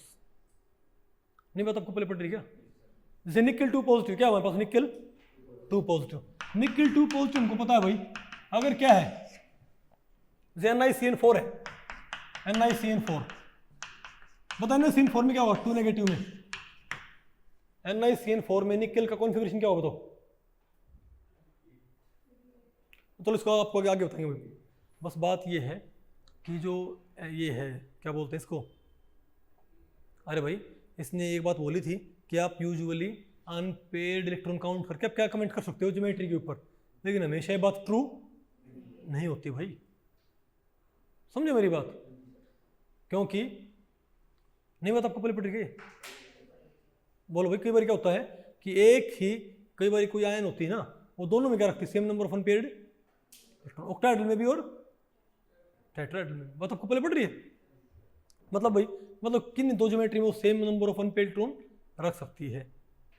ठीक है, तो इतना ये भाई, इतना ये अच्छा एक तरह से कॉन्क्लूसिव रिमार्क नहीं था। और बताओ, valence bond theory, the number of नहीं, it does not predict the relative stability. इसने भाई मेटल के बारे में खूब बात की, लेकिन इसने लिगेंड्स के बारे में बात नहीं की। दूसरा भाई, ये रिएक्शन मैकेनिज्म जो है और रेट ऑफ रिएक्शन के बारे में ज़्यादा बात नहीं करती, उसको एक्सप्लेन नहीं कर सकती। जो ट्रांजिशन मेटल कॉम्प्लेक्सेस हैं उनका रिएक्शन मैकेनिज्म और उनका जो रेट है उसको ये बेटर तरीके से एक्सप्लेन नहीं कर पाई। और बताओ, और क्या है यहाँ पर, बोलो भाई। वैलेंस बॉन्ड थ्योरी, बोलो भाई, जो ऑर्बिटल मैग्नेटिक मोमेंट है उसको क्वांटिटेटिवली एक्सप्लेन नहीं कर पाई। ये सब क्या है इसकी limitations.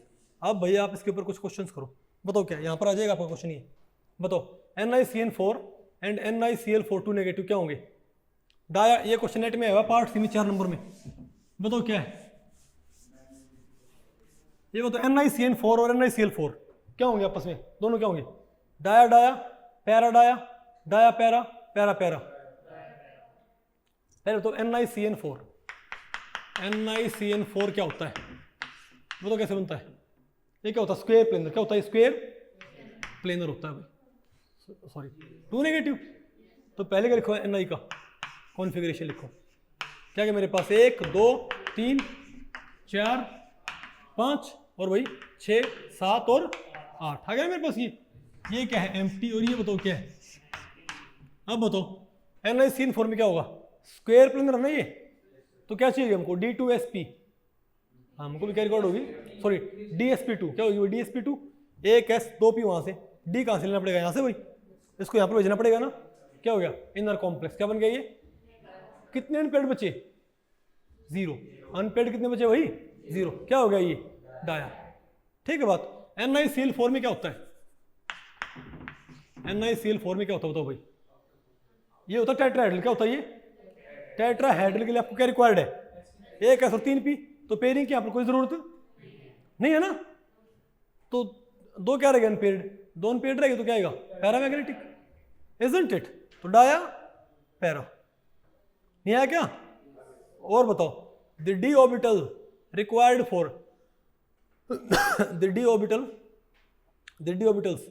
required for linear combination in case of octahedral geometry are, ये तो octahedral geometry के लिए कौन से चाहिए, कौन से d चाहिए होते हैं, x y y x y, अरे भाई x y y z x, बात आपको बोली, अरे dx y x y y z x z x, अरे भाई ये कौन सा dx y dy z dz x, तीन है ना, तो यहाँ पर कौन से dx y dy z, यहाँ कौन से dx y dz x, मतलब आप समझ गए ना बात ये। अरे भाई और लास्ट में तो कौन सा हमारे पास ये dx square minus y square and dz, अरे भाई मैंने इनको लिखा नहीं अच्छे से, टाइपो मिस्टेक है, बात आपको पहले पड़ गई। ओके तो कौन सा है हमारे पास आंसर भाई, हमको पता ऑक्टाहेड्रल फ्रेम के लिए हमको dx square minus y square और dz स्क्वायर की हमको रिक्वायरमेंट होती है, इजंट इट। और बताओ भाई फिर क्या है, एज पर valence bond theory the pairing of electrons in d orbital of metal centre is done on the basis of, ये बताओ भाई वैलेंस बॉन्ड थ्योरी के अकॉर्डिंग सेंट्रल एटम में पेयरिंग क्यों होती है, लिगेंड फील्ड स्ट्रेंथ की वजह से, क्रिस्टल फील्ड स्प्लिटिंग की वजह से, relative energy of two configuration, none. याद रखो भाई आप बात क्या कर रहे हो, वैलेंस बॉन्ड थ्योरी, अभी तक आपने क्या नहीं पढ़ी, लिगेंड फील्ड थ्योरी, आपने क्रिस्टल फील्ड थ्योरी नहीं पढ़ी ना, तो आप ये बात नहीं कर सकते कि स्ट्रॉन्ग लिगेंड आ गया स्प्लिटिंग क्या होगी ज्यादा, यहां पर स्ट्रॉन्ग लिगेंड या वीक लिगेंड नाम में कुछ दिया भाई, वैलेंस बॉन्ड थ्योरी में आप ये नहीं बोल सकते स्ट्रॉन्ग लिगेंड या वीक लिगेंड, ये बात यहां पर बोलनी नहीं भाई, बात आपको पहले पड़ी। तो यहां पर आउटर या इनर कब बनाते हैं बताओ, मान लिया NiCl4 है, मुझे कैसे पता लगता है कि क्या है ये आउटर, भाई NiCl4 है, NiCl4 2 नेगेटिव क्या है ये आउटर है ना, कैसे भाई, अगर मैं इनको पेयर भी कर दूं, हालांकि मैंने क्या किया एक S और 3 पे मैंने क्या कर लिया भाई, अरे मैंने एक S और 3 P मिक्स कर लिए और 4 ने क्या बना लिया ऑर्बिटल, बोलो भाई, और बॉन्ड आइगन फंक्शंस के जरिए सिस्टम की एनर्जी निकाल ली। ठीक है बात, फिर मैंने क्या किया, मैंने इनको पेयर भी कर दिया, मैंने इनको भाई पेयर भी कर दिया, और तब भी क्या कर दिया बताओ भाई, नहीं बात आपको पहले पड़ रही क्या, मैंने फिर से तो क्या एनर्जी निकाल ली, तो एनर्जी क्या है भाई, अरे भाई दोनों कॉन्फ़िगरेशन आप क्या करो उनकी रिलेटिव एनर्जी निकालते हैं, एक बार आउटर बना के एक बार क्या बना के इनर बना के, जिसकी एनर्जी क्या है कम आए वही बन जाएगा, नहीं बात आपको पहले पड़ रही क्या, इसको एकदम से देखने में हमको मालूम नहीं पड़ेगा, ये हमको फिलहाल तो याद ही करना पड़ता है, क्योंकि भाई कैलकुलेशन से आता है कि आउटर बनेगा कि इनर बनेगा, लेकिन थोड़ा आप आइडिया ले सकते हो, आपको एक्सपेरिमेंटल ज्योमेट्री पता, आपको पता है जैसे NiCl4 है, आपको पता क्या होता है ये टेट्राहेड्रल होता है, तो टेट्राहेड्रल के लिए वही सिंपल सी बात है, जब एक S और 3P क्या रहे खाली रहे, आपको 3D खाली कर लेंगे, 3D खाली करोगे ठीक है 3D खाली कर लो, ये फिर कहाँ भेजनी पड़ेंगी, वहाँ नहीं भेजनी पड़ेंगे, आप आपको साफ दिख रहा है भाई सिस्टम की एनर्जी बढ़ जाएगी, नहीं बात आपको पहले पड़ी क्या, तो बताओ ये हमें कैसे मालूम पड़ता है कि आउटर बने या किंदर बनेगा, रिलेटिव एनर्जी ऑफ टू कौन, आउटर और इंदर बना के देख लो भाई वैलेंस बॉन्ड थ्योरी से, जिसकी एनर्जी कम बने वही बन जाएगा, बात आपको पहले पड़ गई। और बताओ the spin only magnetic moment of cobalt hexamine complex 2 positive, ये बताओ भाई इसका स्पिन ओनली मैग्नेटिक मोमेंट क्या होगा कोबाल्ट के हेक्सामीन कॉम्प्लेक्स का, बताओ भाई कोबाल्ट का क्या हमारे पास है, कोबाल्ट का मेरे पास क्या है हेक्सामीन कॉम्प्लेक्स है, इसका मुझे क्या निकालना है, अरे अरे हेक्सा मैंने क्या लिखा हुआ है यहाँ पर?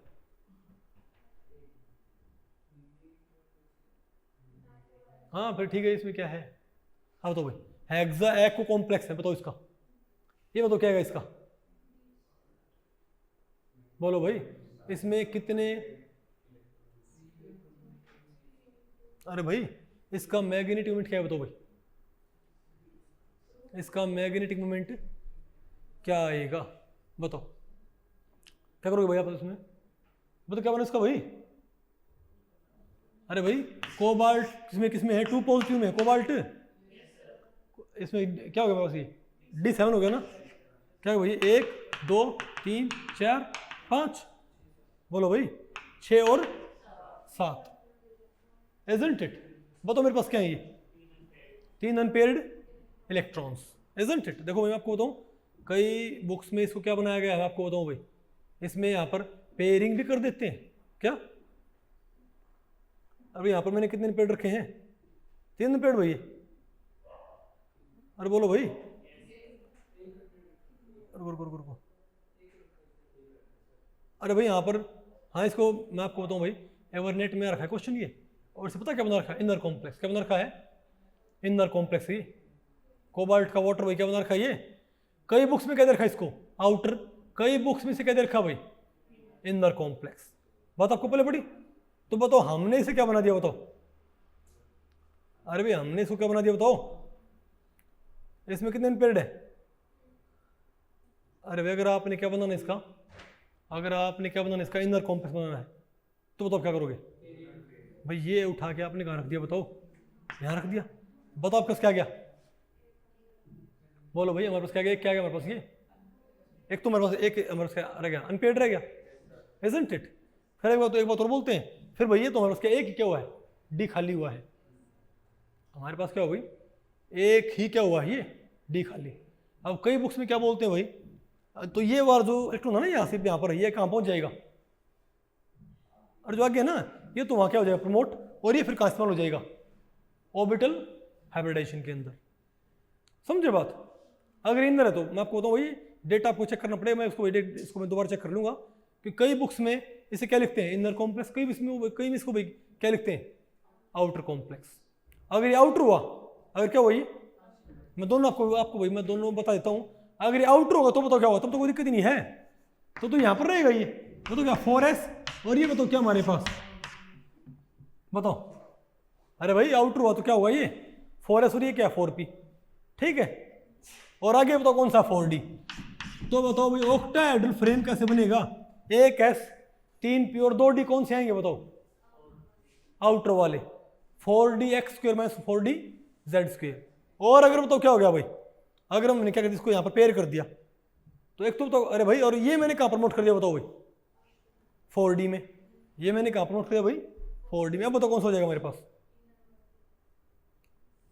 नहीं बताओ आपको पहले पड़ी क्या, अरे भाई आउटर बनेगा तो कौन सा हो जाएगा, तो आउटर में कितने पेड़ रहेंगे हमारे पास, आउटर में हमारे पास कितने पेड़ रहेंगे 3, 1 2 और 3, ठीक है, और ऑर्बिटल हाइब्रिडेशन में कौन जाएगा 4s 4px 4py 4pz 4d, बोलो भाई x square minus Y square and 4d z square, बताओ आपको पहले पड़ी, इंदर में बताओ कौन है इंदर में, बोलो भाई इसको हम यहाँ ले आएंगे, बोलो भाई 4s और 4p क्या हो गए, खाली हो गए, इसको आप कहाँ भेज दो 4d में, ये क्या हो गया फिर दो हो गए तो एम्प्टी भाई, लेकिन कई बुक्स में इसे क्या लिखा हुआ है इनर कॉम्प्लेक्स, तो मैं फिलहाल भाई मैंने यहाँ पर इसका आंसर किसके अकॉर्डिंग दे रखा बताओ भाई, इनर कॉम्प्लेक्स के अकॉर्डिंग दे रखा है 1.414 bm, भाई एक अनपेयर्ड आएगा यहाँ पर इंदर में, भाई इंदर में यहाँ पर क्या आएगा एक अनपेयर्ड, तो भाई फॉर्मूला क्या होता है मैग्नेटिक मोमेंट का स्पिन ओनली का, n इंटू n प्लस 2 का रूट, n क्या होता है नंबर ऑफ अनपेयर्ड इलेक्ट्रॉन, तो एक पुट करियो,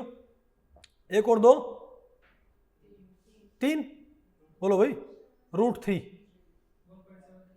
1.73, अरे भाई टाइप मिस्टेक होगी, मैंने रूट 2 के अकॉर्डिंग बना दिया, यहाँ पर क्या 1.73 आएगा, क्या 1 पॉइंट, अरे यहाँ पर 1.73 कर लियो, ठीक है बात, और अगर क्या बनता आउटर, अगर क्या बनता ये, तब बताओ कितने पेड़ होते हमारे पास, 1 2 और 3, तो 3 और 2 5, रूट 15, नहीं आपको सुन हुई, यानी आउटर में क्या आएगा इसका रूट 15, इनर कॉम्प्लेक्स में क्या है इसका, √3।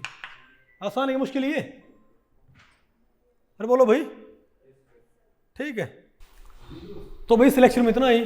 अगर इस लेक्चर के बारे में आपके कुछ प्रश्न या सुझाव हैं तो आप मुझे नीचे कमेंट सेक्शन में पूछ सकते हो, मैं उनके उत्तर देने की पूरी कोशिश करूंगा। तो भाई ठीक है, मिलते हैं अगले लेक्चर में, तब तक के लिए नमस्ते।